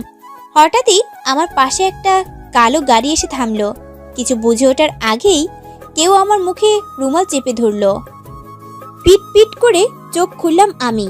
এ কি, রুমটা এত অন্ধকার কেন? আর হাত পাই বা বাঁধা কেন? কেউ কে আছো? কে এনেছে আমায় এখানে? কার এত বড় সাহস? আমার সামনে এসো। রুমের লাইট জ্বালাতেই অবাক হয়ে গেলাম আমি। আমার সামনে স্বয়ং রকি দাঁড়িয়ে আছে, পকেটে 2 হাত গুজে। এ কি, আমি এখানে কেন? আর আপনি বা এখানে কেন? তুমি এখনো বুঝতে পারছো না তুমি এখানে কেন আর আমি এখানে কেন? তবে শুনো, তুমি তো আমার কথা শুনোনি, তাই আমি তোমাকে কিডন্যাপ করে এখানে নিয়ে এসেছি। কি এত দরকার আপনার আমার সাথে যে আপনাকে আমায় কিডন্যাপ করে নিয়ে আসতে হলো? আমার তো আপনার সাথে তেমন কোনো দরকার নেই। আর আমাকে এখান থেকে যেতে দিন, তা না হলে কি করবে তুমি? আমি কি তোমাকে ছেড়ে দেওয়ার জন্য কিডন্যাপ করেছি নাকি? মানে তাহলে কিসের জন্য? আমি জানি আদনান দেশে ফিরেছে, তাই যত তাড়াতাড়ি সম্ভব তোমাকে বিয়ে করে আমার করে নিতে চাই। আমি তোমাকে আজ বিয়ে করব, আর যদি তুমি আমার বিয়ে না করো তাহলে তোমায় নিয়ে অনেক দূরে চলে যাব, আমি অনেক দূরে। এখন তুমি তাড়াতাড়ি রাজি হয়ে যাও তো। জীবনেও না, আমি আপনাকে জীবনেও বিয়ে করব না। আর আপনি বা কেন আমায় বিয়ে করতে চাইছেন? কেন, তুমি তো আমায় বিয়ে করতে চাইতেছো। তাছাড়া আমি তোমাকে খুব ভালোবাসি সামান্তা, খুব ভালোবাসি। কি করিনি তোমার জন্য, সব করেছি, সব। হ্যাঁ বলেছিলাম আপনাকে বিয়ে করব, বাট এইটা আমি সিরিয়াসলি বলিনি, আদনান ভাইকে রাগানোর জন্য বলেছিলাম। আর কি করছেন আপনি আমার জন্য? আমার জানা মতে আপনি আমার জন্য কিছুই করেননি, আর আপনি আমাকে ভালোবাসেন এইটাই বা কি করে বিশ্বাস করব আমি? তোমাকে আর আদনানকে আলাদা করে দিয়েছি, সেটা কি কিছুই না? ভালোবাসি বলে আমি আদনানকে তোমার থেকে দূরে সরিয়ে দিয়েছি, কারণ ওকে তোমার সাথে দেখলে সহ্য হয় না আমার। মানে আপনি আমাকে আর আদনান ভাইয়াকে? হ্যাঁ, আমি তোমাদের দুজনের মধ্যে ভুল বুঝাবুঝি সৃষ্টি করেছি আর ওকে দূরে পাঠিয়ে দিয়েছি। কিভাবে করলেন আপনি এসব? আপনি বললেন আর ভাইয়াও মেনে নিল? রকি আমার সামনে রাখা একটা চেয়ারে বসে বলল, শুনো, তবে তোমার ভিডিও দেখিয়ে ব্ল্যাকমেল করেছি। সেই ভিডিওতে তুমি কাপড় চেঞ্জ করেছিলে আর তোমার শরীরের অনেক অংশই দেখা যাচ্ছিল। প্রথমে আমি আদনানকে খুব ভালোভাবে বুঝাতে চাইছিলাম, বাট সে আমার কথা কানে নেয়নি। আমিও তোমার রুমে সিসি ক্যামেরা লাগিয়েছিলাম, আর একদিন বসে বসে তোমার ভিডিও দেখছিলাম। হঠাৎ চোখে পড়তেই দেখলাম তোমার রুমের বাম পাশে আরেকটা কি যেন দেখা যাচ্ছে। ভালো করে জুম করে দেখলাম, এটা একটা ক্যামেরা। ব্যাস, পেয়ে গেলাম ভুল বোঝানোর আরেকটা উপায়। আদনান নাকি কিছুতেই তোমার ছাড়বে না। তারপর আমি ওকে বাধ্য হয়ে তোমার চেঞ্জ করার ভিডিও দেখেছিলাম আর বলেছিলাম এটা ভাইরাল করে দেব। তারপর রকি কি কি প্ল্যান করেছিল সব খুলে বলল। আমার হাত পা এখনো বাঁধা, তা না হলে এতক্ষণে চর বসিয়ে দিতাম ব্যাটার গালে। শুধু এই ভিডিও না, আর অনেক ভিডিও। এখন তুমি যদি রাজি না হও তো আমি ভিডিও সত্যি সত্যি ভাইরাল করে দেব। তুই কি ভেবেছিস আমি তোকে বিয়ে করব? আরে তোর মতো জানোয়ারের দিকে তাকালেও পাপ। তোর জন্য আমি আদনান ভাইয়াকে ভুল বুঝেছি। ভাইয়া আমাকে বারবার বলার চেষ্টা করেছে, ভাইয়া আমার সম্মান বাঁচানোর জন্য তোর কথা শুনেছে, কিন্তু আমি কিছুতেই তোর কথা শুনবো না, নিজের সম্মানের কথা ভেবেও না। তোর বাপ মাও আমার কাছে তোকে বিয়ে দিবে না, কারণ তুই রাজি না। তাই আমি জানি তুই বিয়ে করবি না, তাই তোকে সোজা তুলে নিয়ে এসেছি। এতই যখন ভালোবাসিস তাহলে আমার হাত পায়ের বাঁধন খুলে দিচ্ছিস না কেন? তুই কি বুঝতে পারছিস না আমার যে কষ্ট হচ্ছে? ও তুই বুঝবি কি করে? তুই কি আমায় সত্যিকারে ভালোবাসিস নাকি? আমার কথা শুনে রকি এগিয়ে এসে আমার হাত পায়ের বাঁধন খুলে দিল। বাঁধন খোলার সাথে সাথেই আমি ওকে কষিয়ে চর বসিয়ে দিলাম। তোর মতো ছেলেকে কিছুতেই বিয়ে করব না আমি। কি মনে করেছিস এইসব করেই আমি তোকে মেনে নেব? কখনো না। আমার মনে শুধু আদনান ভাইয়াই আছে, আর থাকবে। ও তোর মতো নিকৃষ্ট মানুষ আমি দুটো দেখিনি। আমাকে এখান থেকে যেতে দে বলছি। রকি রেগে তেড়ে এসে আমার চুলের মুঠি ধরলো। তোকে তো বিয়ে করতেই হবে, আর আজই। তারপর আমার চুলের মুঠি ছেড়ে দিয়ে একটা বক্স এনে আমার হাতে দিয়ে বলল, এখন শাড়ি আর অর্নামেন্টস আছে, এগুলো পরে নিবি। আমি বাজারে যাচ্ছি, এসে যাতে দেখি তুই রেডি হয়ে গেছিস। রকি বেরিয়ে গেল, দরজাটাও তালা মেরে গেছে। খিদে মরে যাচ্ছি আমি, ফোনটাও আমার হাতে নেই। ওই রকির কাছে আছে বোধহয়। আমি এই রকিকে কিছুতেই বিয়ে করব না। আদনান ভাই ঠিকই বলতো, এই রকি মোটেও ভালো না। কেন যে তখন ভাইয়ার কথা শুনলাম না? যদি শুনতাম তাহলে হয়তো আজ এই দিনটি দেখতে হতো না। কালো হুডি পরে কানে ব্লুটুথ লাগিয়ে হাতে ব্রিফকেস নিয়ে এগিয়ে আসছে আদনান। আজই সে বাংলাদেশে পা রেখেছে। হ্যালো জিসান, সামান্তার কি খবর? ভাই, সামান্তাবুকে কাল থেকে পাওয়া যাচ্ছে না। ভার্সিটি থেকে ফিরছিলেন, তারপর আর বাড়িতে যাননি। কি? আচ্ছা আমি আসছি, তুই তাড়াতাড়ি আমার বাংলোতে চলে আয়। রকি সামান্তার কিছু করেছে, আর তোকে যে বলেছিলাম ল্যাপটপ নষ্ট করতে, সেটা করেছিস? হ্যাঁ ভাই, কাল আমি রকির বাড়িতে গিয়েছিলাম, তারপর ওর মাকে বললাম রকি আমায় পাঠিয়েছে ল্যাপটপ ঠিক করার জন্য, তবে আমি নষ্ট করিনি। তাহলে কি করেছিস? ল্যাপটপ নিয়ে এসেছি। আমার মনে হয় রকি এত কাছে খেলোয়াড় নয়, ওর ফোনেও বোধহয় অনেক সিক্রেট আছে। জানি আমি। আচ্ছা রাখছি, তাড়াতাড়ি চলে আসিস। রকির কথা অনুযায়ী আমি শাড়ি আর কিছু অর্নামেন্টস পরে নিলাম। পরে যদি রেগে আবার কোনো অঘটন ঘটিয়ে ফেলে তখন? না বাবা, রিস্ক নেওয়া যাবে না। আপাতত রকি যা বলছে সেটা শোনাই বেটার। প্রচুর খিদে পেয়েছে আমার। দিন নাকি রাত সেটাও বুঝতে পারছি না। রুম এমনভাবে অন্ধকার আছে, এতটা পাষাণ মানুষ কি করে হয় সেটাই বুঝতে পারছি না আমি।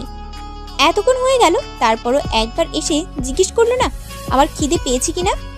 যদি সত্যি রকি আমায় ভালোবাসতো তাহলে আমার অবস্থা বুঝার অন্তত চেষ্টা করত। ও কি সত্যি আমায় ভালোবাসে নাকি কোনো রিভেঞ্জ নিচ্ছে আমার উপর? এখন থেকে যে পালাবো সেই সুযোগটাও নেই। কোথায় বন্দি করে রেখেছে কে জানে।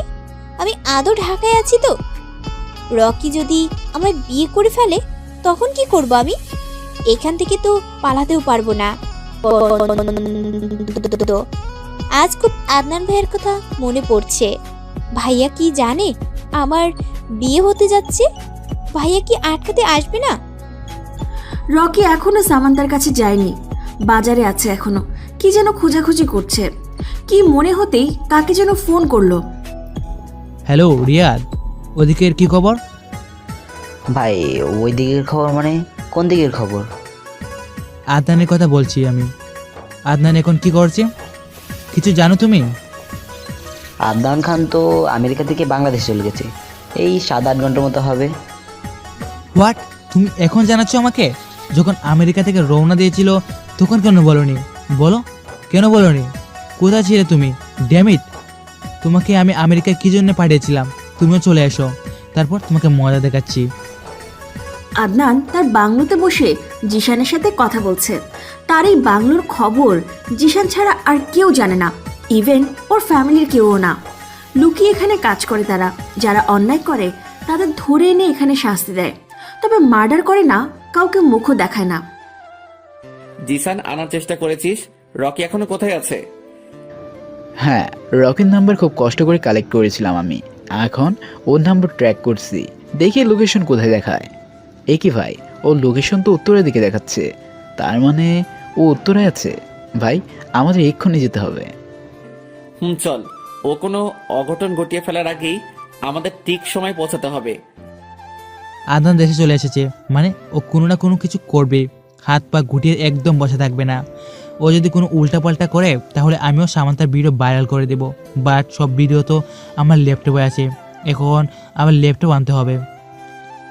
রকি ওর বাড়িতে এসে ল্যাপটপ দেখছে, বাট ভিডিওর কোনো চিহ্নই নেই, সব ফাইল খালি দেখাচ্ছে।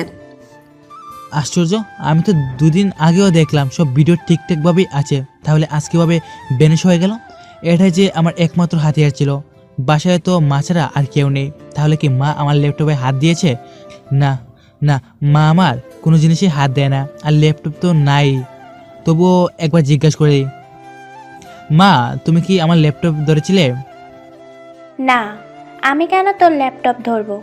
তুই না একটা মেকানিককে পাঠিয়েছিলিস তোর ল্যাপটপ ঠিক করার জন্য, সে ওইটা ধরেছে, আর কেউ ধরেনি। রকি নিজের মাথার চুল টেনে বলল, মা এটা তুমি কি করলে? আমি কোনো মেকানিককে পাঠাইনি।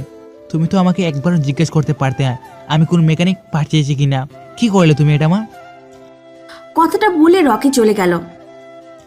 আদনান সামান্তার কাছে পৌঁছানোর আগে সামান্তাকে সরিয়ে ফেলতে হবে। রকি সামান্থার রুমে ঢুকে দেখলো ও সেজে গুজে ফ্লোরের লেপ্টে মাথা নিচু করে বসে আছে। সামান্তা উঠো, আমাদের চলে যেতে হবে। রকির কথায় আমি চোখ তুলে তাকালাম। আমি কোথাও যাব না, আগে আমায় খাবার দেন, তারপর আপনি বলছেন সেটা ভেবে দেখব। আপাতত আপনার কথা শোনার আমার কোনো মন নেই। খুব খিদে পেয়েছে আমার। আপনি আমায় একটু খাবারও দেন নাই, পানি পর্যন্ত দেন নাই। আমি যা বলছি সেটাই হবে। তুমি যাবে আমার সাথে, আর এক্ষুনি। তুমি কি মনে করেছো আমি তোমায় আদর করার জন্য বন্দি করেছি? মোটেও না। কথাটা বলে রকি আমায় টেনে দাঁড় করালো। দরজা দিয়ে বের হতেই, আরে বাহ, আমাদের ছাড়াই শুভ কাজ সম্পন্ন করবে নাকি মিস্টার রকি? আদনান ভাইয়ের কণ্ঠ শুনে আমি আর রকি দুজনেই চমকে গেলাম। ভাইয়া 2 পকেটে হাত গুজে দাঁড়িয়ে আছে। ভাইয়া তো ইউএসএ ছিল, তাহলে বিডিতে কখন এলো? আমার ভাবনার ছেদ ঘটিয়ে ভাইয়া আবারও বলে উঠলেন, আরে তোমরা দুজন স্ট্যাচু হয়ে দাঁড়িয়ে আছো কেন? শুভ কাজে দেরি করতে নেই, চলো চলো বিয়ের আয়োজন শুরু করা যাক। ভাইয়ার কথা শুনে আমি অবাক হয়ে তাকিয়ে আছি। ভাইয়া এসব কি বলছে? ভাইয়া আমায় অন্য কারোর সঙ্গে দেখলে এইটা মেনে নিতে পারবে? 2 ফোঁটা চোখের জল ছেড়ে দিলাম আমি। আমাকে পরপুরুষের সাথে দেখেও কিছু বলছে না, উল্টা আরো বিয়ের আয়োজন শুরু করার কথা বলছে। যেন ওনার কিছুই যায় আসে না। ভাইয়া এতটা চেঞ্জ হয়ে গেল এই কয়েকদিনে। তার মানে কি ভাইয়া সত্যি সত্যি বিয়ে করে নিয়েছে আর এখন একজন ভাই হয়ে বোনের বিয়ের দায়িত্ব পালন করছে? রকির দিকে তাকিয়ে দেখলাম ও ঘামছে। স্ট্রেঞ্জ, ও ঘামছে কেন ভাইয়াকে দেখে? ওর না অনেক পাওয়ার? এই তার পাওয়ারের নমুনা? দেখো আদনান, আমাদের এখান থেকে যেতে দাও, আমাদের যাওয়াতে বাধা দিবে না, একদম বলে দিলাম। আরে রকি, এসব কি বলছো তুমি? আমি কি তোমাদের যাওয়া থেকে আটকিয়েছি? আর মিস সামান্তা, বিয়ে নিয়ে তোমার কি মত? রকি কিন্তু আমার চেয়ে অনেক ভালো। ও অ্যাটলিস্ট আমার মতো ঠকবাজ নয়। খুব ভালো রাখবে, সুখে রাখবে আপনাকে। আমি বেশ ভালোভাবে বুঝতে পারছি সেদিনের আমার বলা কথাগুলোই ভাইয়া আবার আমায় রিপিট করে শোনাচ্ছে। কি করব আমি এখন? শরীর বেশ দুর্বল লাগছে আর টিকে থাকা আমার পক্ষে সম্ভব হচ্ছে না। আমার মাথা ঘুরছে প্রচণ্ডভাবে, চোখেও সরিষার ফুল দেখছি।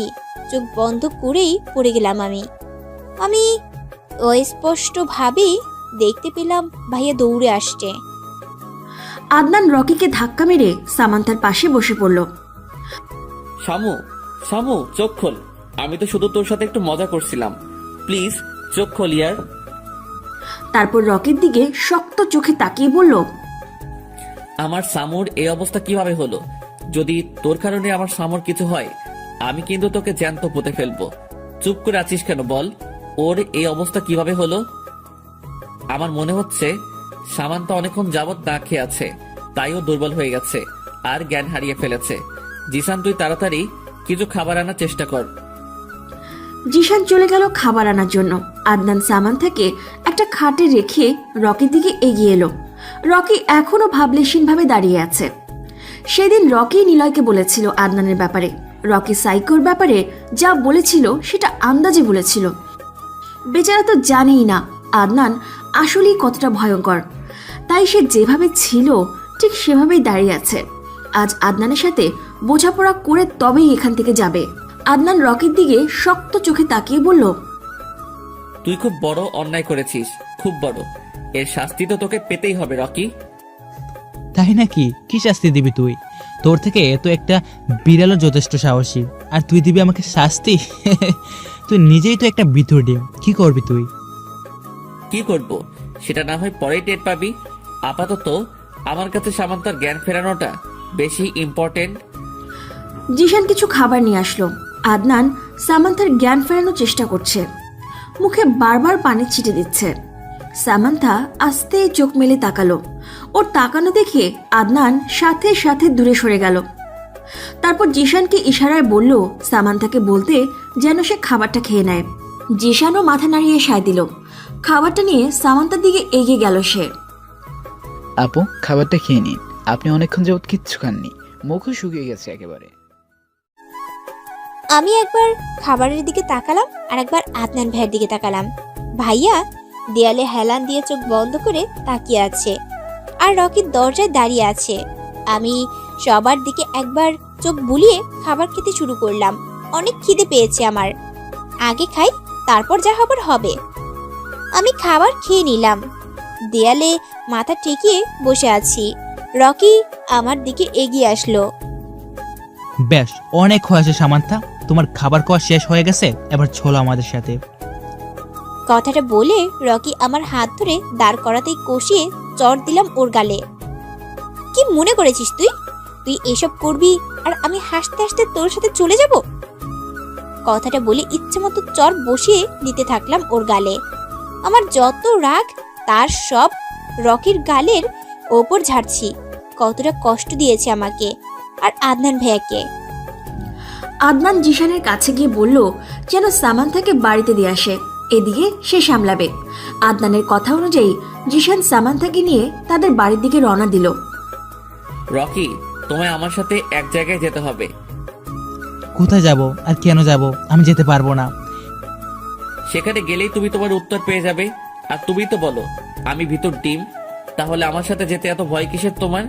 তবে কি আমি ধরে নিব যে তুমি আমায় ভয় পাও? কথাটা শুনে রেগে গেল রকি।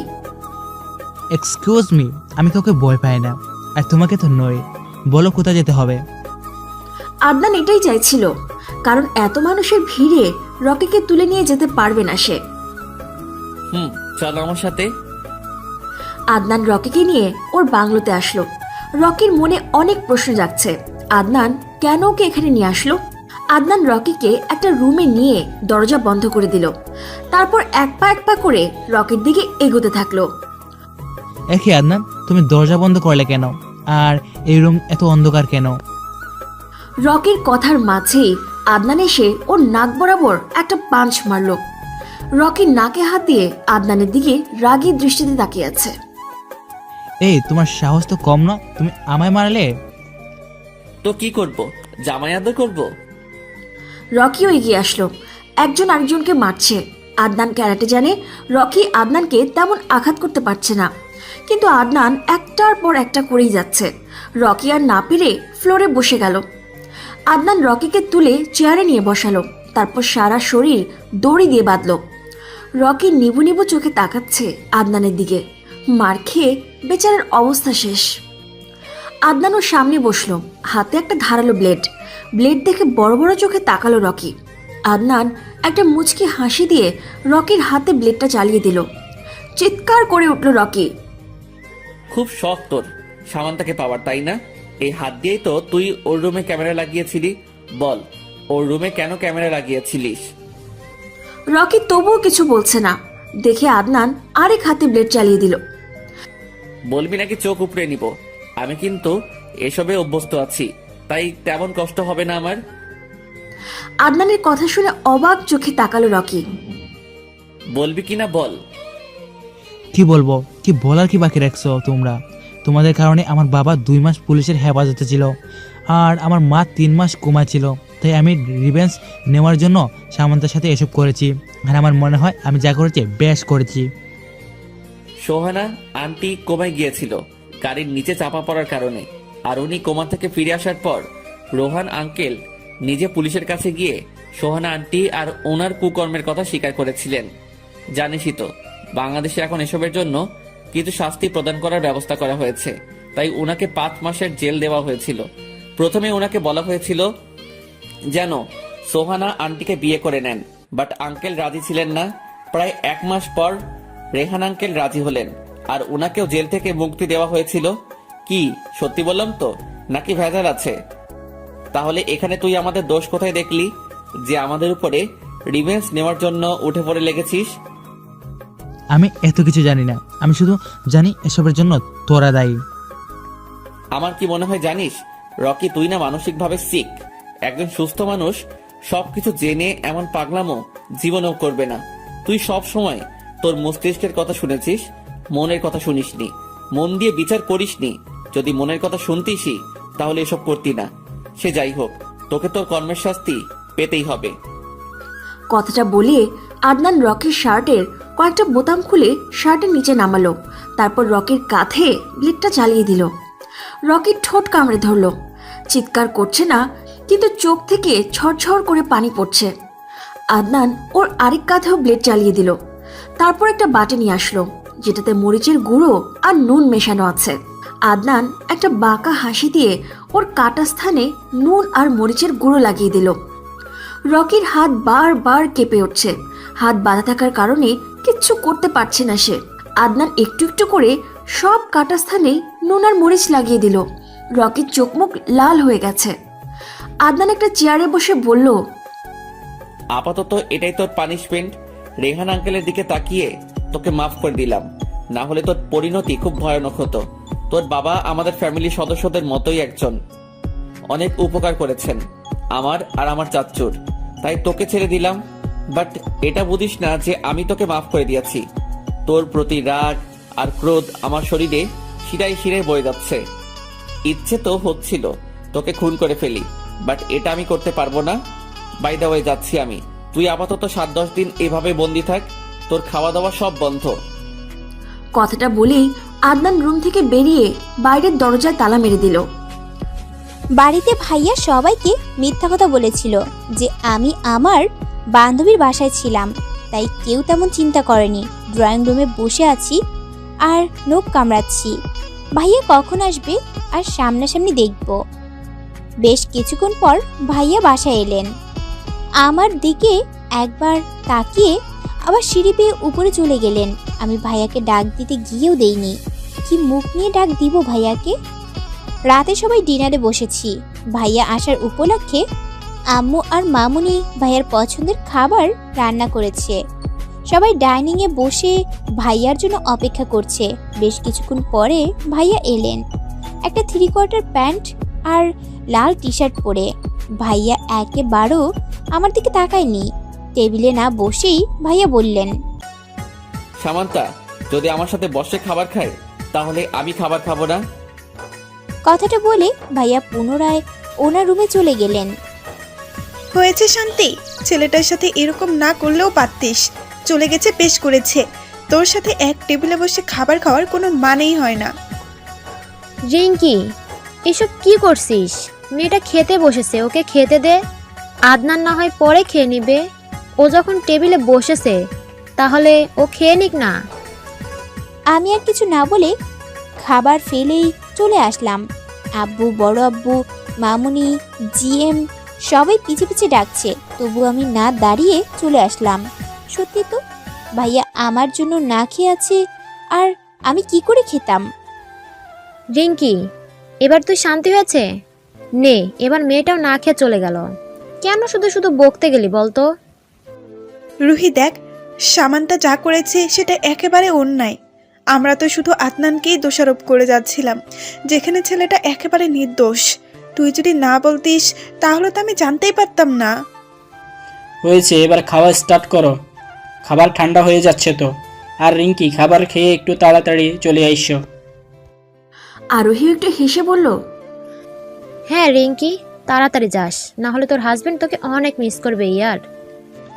রিঙ্কি একটু লাজুক হেসে সেও খাবারে মনোযোগ দিল। আদনান বারবার উকি দিয়ে দেখছে সবার খাওয়া শেষ হয়েছে কিনা। সবার খাওয়া শেষ হলে তারপরে সে খাবে। পেটে অলরেডি ইঁদুর দৌড়াচ্ছে খিদায়। সামান্থারও সেম অবস্থা। সে মনে করেছে আদনান খাচ্ছে, তাই সে অপেক্ষায় আছে কখন খাওয়া শেষ হবে আর সে খাবে। অপেক্ষার অবসান ঘটিয়ে সবার খাওয়া শেষ হলো। সামান্থা তাড়াতাড়ি কিচেনে চলে গেল পাতিলে খাবার আছে কিনা দেখার জন্য। সামান্থা খাবার দেখিয়ে সেও প্লেটে খাবার বেড়ে কিচেনেই খাবার খাওয়া শুরু করে দিল। আদনান একটু পরে কিচেনে গেল। এ কি সামু, এখানে কি করছে? সে যাই করুক, আমার কি? সামান্থা খাবার খাওয়ায় এতটাই মগ্ন যে আদনান কোন দিক দিয়ে খাবার নিয়ে চলে গেল সেটা টেরই পায়নি। সামান্থা খেয়ে সবকিছু আবার আগের মতো করে রেখে দিয়েছে, যেন সে খায়নি। কিচেন থেকে বেরিয়ে এসে দেখলো আদনান ডাইনিংয়ে বসে একমনে খেয়ে যাচ্ছে। এ কি, ভাইয়া তো দেখছি খাবার খাচ্ছে, আর খাবার তো সব কিচেনেই ছিল। তাহলে ও মাই গুডনেস, তার মানে আমি যখন খাওয়ায় মনোযোগ ছিলাম তখন ভাইয়া এখান থেকে খাবার নিয়েছে আর আমি বুঝতেই পারিনি। আবার খাওয়া অলরেডি শুরু করে দিয়েছে। সামান্থার কিছু না ভেবে সিঁড়ি বেয়ে আস্তে আস্তে উপরে ওর রুমে চলে গেল। আদনান একবার তাকিয়ে সেও খাওয়ায় মন দিল। বিকেলে ছাদে দাঁড়িয়ে আছে সামান্থা। বাতাসে তার চুল উঠছে। আজ সে চুল বাঁধার চেষ্টা করছে না, দূর আকাশের লাল আভার দিকে এক মনে তাকিয়ে আছে, যেন সে এই মুহূর্তেই লাল আভায় হারিয়ে যাবে। ছাদে কারো উপস্থিতি টের পেয়ে পেছনে তাকালো সামান্থা। আদনান পকেটে হাত গুজে পেছন ফিরে দাঁড়িয়ে আছে। দুজন দুই দিকে মুখ করে, একজন পূর্ব দিকে আরেকজন পশ্চিম দিকে। কিছুক্ষণ পর আদনানের মুঠোফোন বেজে উঠল। তাকিয়ে দেখলো জুই কল করেছে। আদনান একটা মুচকি হাসি দিয়ে কলটা রিসিভ করলো। সামান্থা ওর দিকে এক দৃষ্টিতে তাকিয়ে আছে, তাই আদনানের মুচকি হাসি ও চোখ এড়ায়নি। হ্যালো জুই, কেমন আছো? যদিও আমি জানি তুমি ভালো আছো। তুমি তো আমি ভালো আছি কি না মন্দ আছি সেটাও জানো দেখছি। জানবো না তো কি করে হয়? আচ্ছা আদনান, তুমি কি এটা আমার সাথে ঠিক করেছো? বিড়িতে চলে গেছো আর একবারও বলনি আমায়। আমার কত ইচ্ছে ছিল তুমি যখন যাবে তখন আমিও তোমার সাথে যাব, তার হলো কই?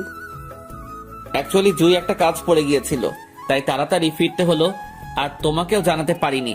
আর আমার সাথে আসনি তো কি হয়েছে, এবার চলে আসো, আমাদের বাসায় থাকবে তুমি যতদিন তোমার ইচ্ছা, আর আমি নিজে তোমায় রিসিভ করতে যাব। সত্যি? ঠিক আছে, আমি এই কয়েকদিনের ভিতরেই আসার চেষ্টা করছি। ভালো থেকো, কেমন? কথাটা বলেই জুই কল কেটে দিল। আদনান সামান্থাকে জ্বালানোর জন্য ফোন কানে রেখে দিয়েছে, আর বেবি জানু এমন করছে। সামান্থা আর এক মুহূর্ত না দাঁড়িয়ে চোখ মুছতে মুছতে চলে গেল। আদনান সেদিকে তাকিয়ে একটু বাঁকা হাসি হাসলো। সামান্তা খানের জ্বলন হচ্ছে, চলো আরো ভালো করে চলো, জ্বলতে জ্বলতে শেষ হয়ে যাও। এখন কষ্ট লাগছে, আমারও কষ্ট হতো, বাট তুই বুঝিসনি। এবার দেখ কষ্ট কাকে বলে। এখন থেকে প্রতিনিয়ত কষ্টই পাবি তুই। কষ্টই হলো তোর একমাত্র সঙ্গী। আমার কথা বিশ্বাস না করার ফল এবার হাড়ে হাড়ে টের পাবি। রুমে এসে দরজা বন্ধ করে ওড়না একদিকে ফেলে হাত পা ছড়িয়ে ছিটিয়ে কান্না করছে সামান্থা। আদনান ভাইয়া এত তাড়াতাড়ি চেঞ্জ হয়ে গেল। আমেরিকায় গিয়ে গার্লফ্রেন্ডও পটিয়ে ফেলেছে। ভাইয়া তো আমায় কথা দিয়েছিল আমাকে ছাড়া আর কাউকে ভালোবাসবে না।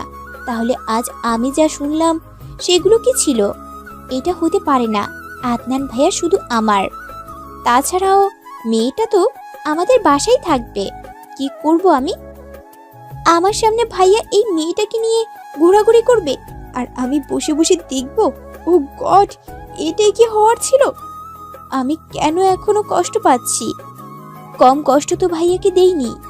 এখন বুঝতে পারছি ভাইয়া কত কষ্ট পেয়েছিল। আমি আর ভাবতে পারছি না, মাথাটা ভালো মতোই ধরেছে। এখন আপাতত কড়া করে লিকারের চা খেতে হবে, বাকি কান্না না হয় রাত্রে কাঁদবো।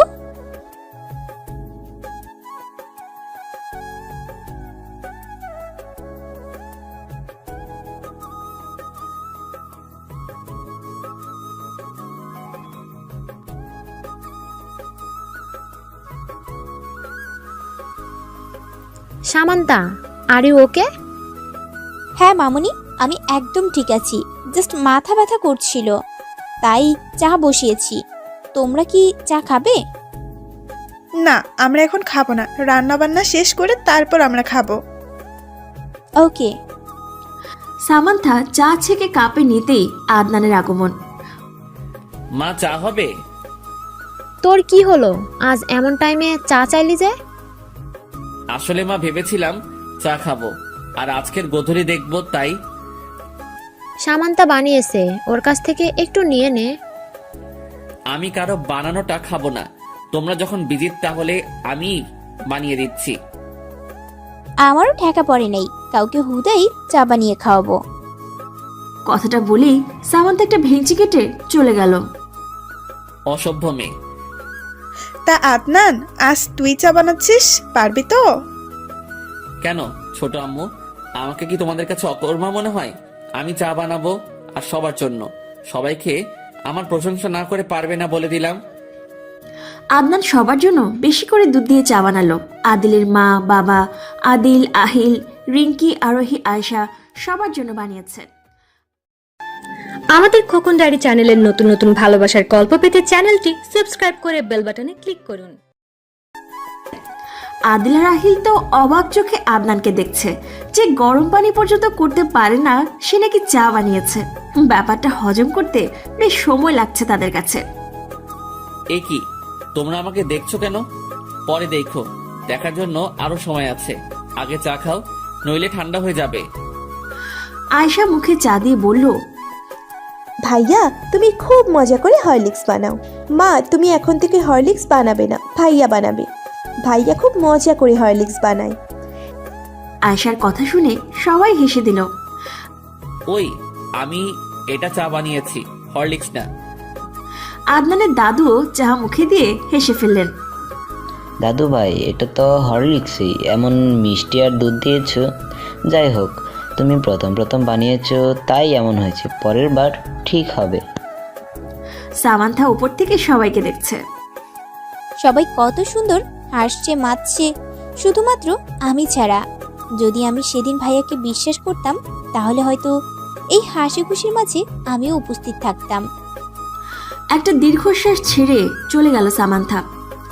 আদনান সবার দিকে একবার তাকিয়ে বলল, আমি তোমাদের একটা কথা বলতে চাই। বলো শুনি। অ্যাকচুয়ালি কাল আমার সব কলেজের ফ্রেন্ডরা আসছে, ওরাই আসতে চাইছে। এখন তোমাদের পারমিশন ছাড়া তো আমি ওদের আসতে বলতে পারি না। যদি তোমরা বলো তাহলে আমি ওদের বলবো ওরা যাতে চলে আসে। আরে এটা তো ভালো কথা, এটাতে আবার জিজ্ঞেস করার কি আছে? ওদের বলে দে ওরা যাতে চলে আসে। আমি আর রিঙ্কি সব খাবারের দিক সামলে নিব। ঠিক আছে মা, আমি এক্ষুনি ওদের বলছি। সকালে ঘুম থেকে উঠে ফ্রেশ হয়ে নিচে গিয়ে দেখলাম সবাই অলরেডি খাওয়া শুরু করে দিয়েছে। আমি টেবিলে গিয়ে প্লেট, একটু জেলি আর দুটো ব্রেড নিলাম। আপাতত এটা খেলেই পেট ভরে যাবে। প্লেট নিয়ে সোফায় চলে গেলাম, না হলে আবার আদনান সাহেব খাবেন না। সকাল 12:40 দিকে গেটের দিকে হইচই দেখে এগিয়ে গেল সামান্থা। গেটে প্রায় 15-20 জন ছেলেমেয়ে দাঁড়িয়ে আছে। ওহ, তাহলে এরাই হলো আদনান ভাইয়ের কলেজ ফ্রেন্ড। মশার পাল কোথাকার। আদনান ভাইয়া এগিয়ে গিয়ে ওদের সবাইকে বাড়িতে ঢুকালেন। ওরা সবাই এক এক করে সবার সাথে কুশল বিনিময় করছেন। শুধু আমি নীরব দর্শকের মতো দাঁড়িয়ে দাঁড়িয়ে দেখে যাচ্ছি। আদনানের এক ফ্রেন্ড জুবায়ের অনেকক্ষণ ধরে সামান্থাকে দেখছে, আর সেটা কেউ ফলো না করলেও আদনান কিন্তু করছে। আদনান এগিয়ে গেল জুবায়েরের দিকে। হেই ব্রো, ওদিকে কি দেখছিস? না আসলে, আচ্ছা এই মেয়েটা কে রে ভাই? কি সুন্দর দেখতে, কি মায়াবী চেহারা, একটু পটিয়ে দে না ভাই। ওদিকে নজর দিস না, ওটা আমার জন্য বুক করা। তুই বরং অন্যদিকে নজর দে। কি? ও তাহলে তোর? হ্যাঁ, যেটা বুঝেছিস সেটাই। কিছুক্ষণ পর আয়েশা নিচে এলো। এত মানুষ দেখে তার চোখ ছানা বড়া। এই যে, তোমরা কি বিয়ে বাড়িতে এসেছো? আয়েশার কথা শুনে সবাই আয়েশার দিকে তাকালো। আয়েশা মাথায় দুদিকে ছুটি বেঁধেছে, মুখ ফুলিয়ে কোমরে 2 হাত দিয়ে কথাটা বলল সে। আদনানের ফ্রেন্ড মাহফুজ আয়েশার নমুনা দেখে দাঁত বের করে হেসে ফেলল। এই যে দাঁত বের করছো কেন? দাঁত ভেঙে দিব।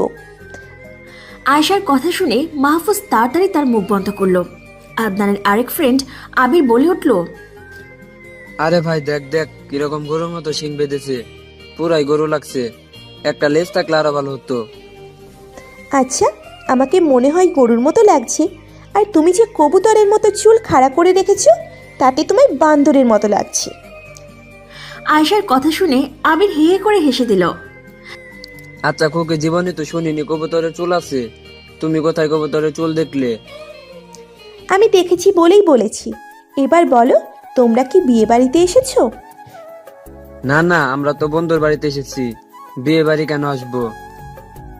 তাহলে চা খেয়ে চলে যাও। বিয়ে বাড়িতে গেলে ভাত খেতে হয়। কেন গো, তোমাদের বাড়িতে ভাত নেই? আমরা তো ভাত খেয়ে যাব। তুমি এত কিপটু কেন? ওটা কিপটু নয়, কিপটা হবে। আরে আমি তো আদর করে কিপটু বললাম, আর তুমি তাহলে স্বীকার করছো যে তুমি কিপটা? আমি মোটেও কিপটা নই, তোমরা সবাই কিপটা। জানো না, কারো বাসায় গেলে চিপস চকলেট নিয়ে যেতে হয়, এসব না নিয়েই খাম্বাগুলো চলে আসছে। ঠিক আছে, এরপর তোমাদের বাসায় আসলে চিপস আর চকলেটের দোকান সহ নিয়ে আসবো। আর আমাদের যে ভাত খাওয়াবে ওটার খোটা দিও না, তাহলে যে মনে অনেক বড় ধাক্কা লাগবে গো। আচ্ছা ঠিক আছে ঠিক আছে, এত করে যখন বলছো তাহলে আমি খোটা দিব না। কিন্তু হ্যাঁ, এটা মনে রাখবে যে আমি কত দয়ালু, তোমাদের মতো ভিখারিদের খাবার দিয়েছি। আচ্ছা আচ্ছা, মনে রাখবো। এখন তুমি আসতে পারো।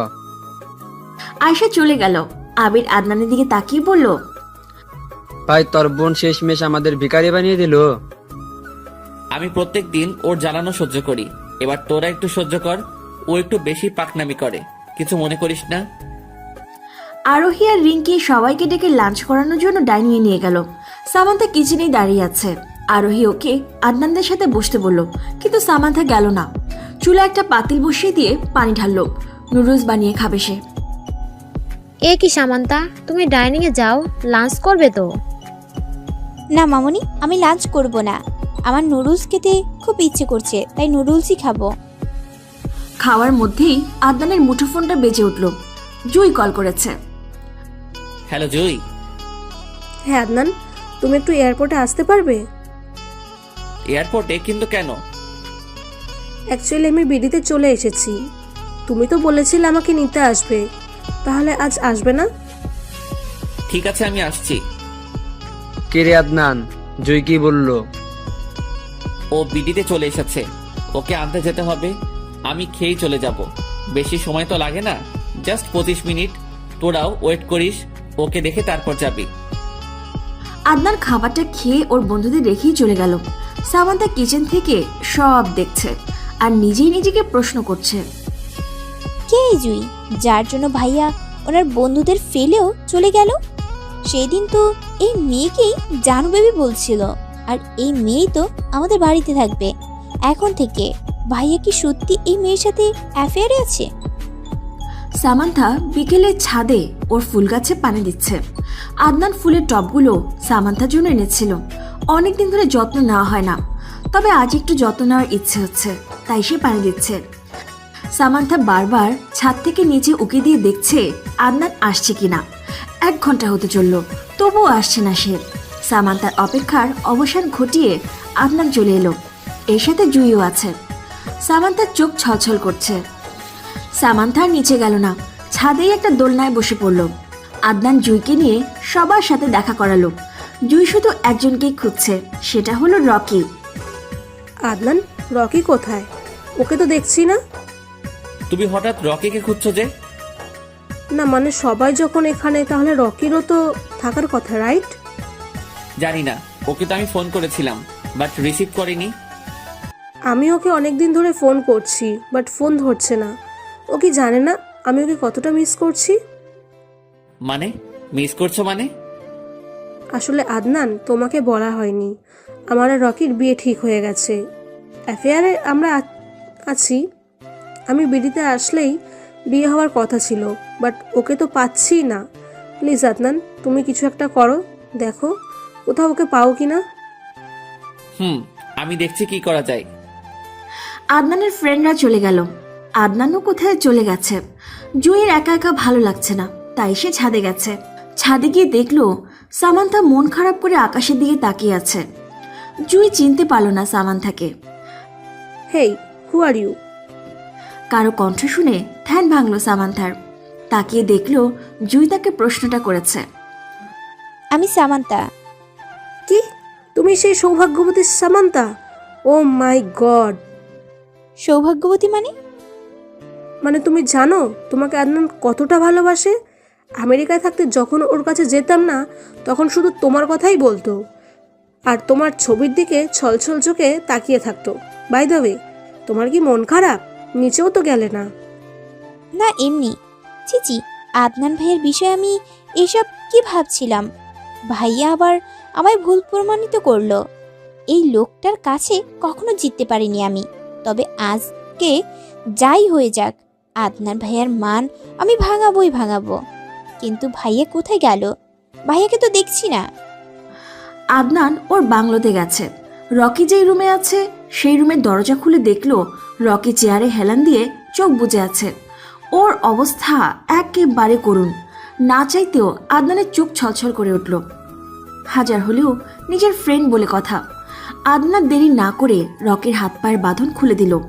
কারো স্পর্শ পেয়ে চোখ মেলে তাকালো রকি। আদনান ওর কাটা স্থানের দিকে তাকিয়ে দেখলো একেবারে ঘা হয়ে গেছে। চল আমার সাথে, তোকে হসপিটালে নিয়ে যাব। না আদনান, আমি হসপিটালে যাব না। আমি যে অন্যায় করেছি সেটা ক্ষমার অযোগ্য। আমি এখানেই থাকবো, তুই চলে যা। আমি এখন রাগের বশে দুষ্গুণ বিচার করিনি, তাই এমন অন্যায় করেছিলাম। তাই এখন আমায় প্রায়শ্চিত্ত করার সুযোগ দে। তুই তোর ভুল বুঝতে পেরেছিস, এটাই অনেক। তাছাড়াও জুই বাংলাদেশে চলে এসেছে, তোকে খুব মিস করছে, তাই এখন ভালোই চলে আয়। কি, জু চলে এসেছে? চল। আদনান রকিকে নিয়ে হসপিটালে গেল। রাতে সামান্থা আদনানের রুমে গেল। আদনান তখন ল্যাপটপে কাজ করছে। সামান্থা কাঁপা কাঁপা কণ্ঠে বলল, ভাইয়া? আদনান মাথা তুলে তাকালো সামান্থার দিকে। তুই আমার রুমে কি করছিস? ভাইয়া আসলে আমি তোমার কাছে ক্ষমা চাইতে এসেছি। প্লিজ ভাইয়া, আমায় ক্ষমা করে দাও। আমাকে একটা সুযোগ দাও প্লিজ। এখান থেকে বেরিয়ে যা। পারছি। কি ভুল করেছিলাম সেদিন? এই ভুল আমি আর দ্বিতীয়বার করব না। আদনানও ভাবছে ক্ষমা করবে কিনা। বিকেলে জুইও অনেক বুঝিয়েছে, অনেক তো মনোমালিন্য হলো, কেউই তো কষ্ট কম পায়নি। সামান্থা এগিয়ে আসলো আদনানের দিকে, তারপর ওর পায়ের কাছে বসে পড়ল। প্লিজ ভাইয়া, এবার মতো মাফ করে দাও, আমি আর তোমায় ভুল বুঝবো না। কথাটা বলেই সামান্থা ফুপিয়ে কেঁদে দিল। আদনান সামান্থাকে দাঁড় করিয়ে শক্ত করে বুকে জড়িয়ে ধরল। 2 বছর পর আদনানের পরিবারের সবাই হসপিটালের করিডোরে দাঁড়িয়ে আছে। সামান্থাকে ওটিতে নিয়ে গেছে। আদনানের শরীর ভয়ে ঘেমে একাকার হয়ে গেছে, কারণ সামান্থার অবস্থা একেবারে ক্রিটিক্যাল। বেশ কিছুক্ষণ পর বাচ্চার কান্নার আওয়াজ শোনা গেল। আদনান দৌড়ে ওটির সামনে চলে গেল। নার্স তোয়ালে পেঁচিয়ে 2টো বাচ্চা নিয়ে এলো। কংগ্রাচুলেশন মিস্টার আদনান, আপনি জবজ বাচ্চার বাবা হয়েছেন। আদনান সেদিকে কর্ণপাত না করেই বলল, সামান্তা, আমার সামান্তা কেমন আছে? নার্স মাথা নত করে নিল। এ কি নার্স, বলছেন না কেন? আমার সামান্তা কেমন আছে? আদনান, আপনার স্ত্রী আর নেই, উনি মারা গেছেন। 2টো বেবি কনসিভ করতে ওনার খুব কষ্ট হয়েছে। আমরা বাচ্চাটাকে বাঁচাতে পেরেছি, কিন্তু ওনাকে শত চেষ্টা করেও বাঁচাতে পারিনি। সব আল্লাহর হাতে। আদনান নার্সকে ঠেলে ওটিতে চলে গেল। সেখানে সামান্থার নিথর দেহ পড়ে আছে, হাতে এখনো ক্যানলা লাগানো। আদনান সামান্থাকে ডাকছে চিল্লিয়ে, কিন্তু সামান্থার কোনো রেসপন্স নেই। সামু, প্লিজ উঠো, দেখো আমাদের 2টো মেয়ে হয়েছে। প্লিজ সামু, তুমি আমাদের এভাবে একা ফেলে চলে যেতে পারো না। তুমি না বলতে তুমি ওদেরকে খুব ভালোভাবে মানুষ করবে, এটাই তোমার মানুষ করার নমুনা। এভাবে ওদের ছেড়ে চলে গিয়ে।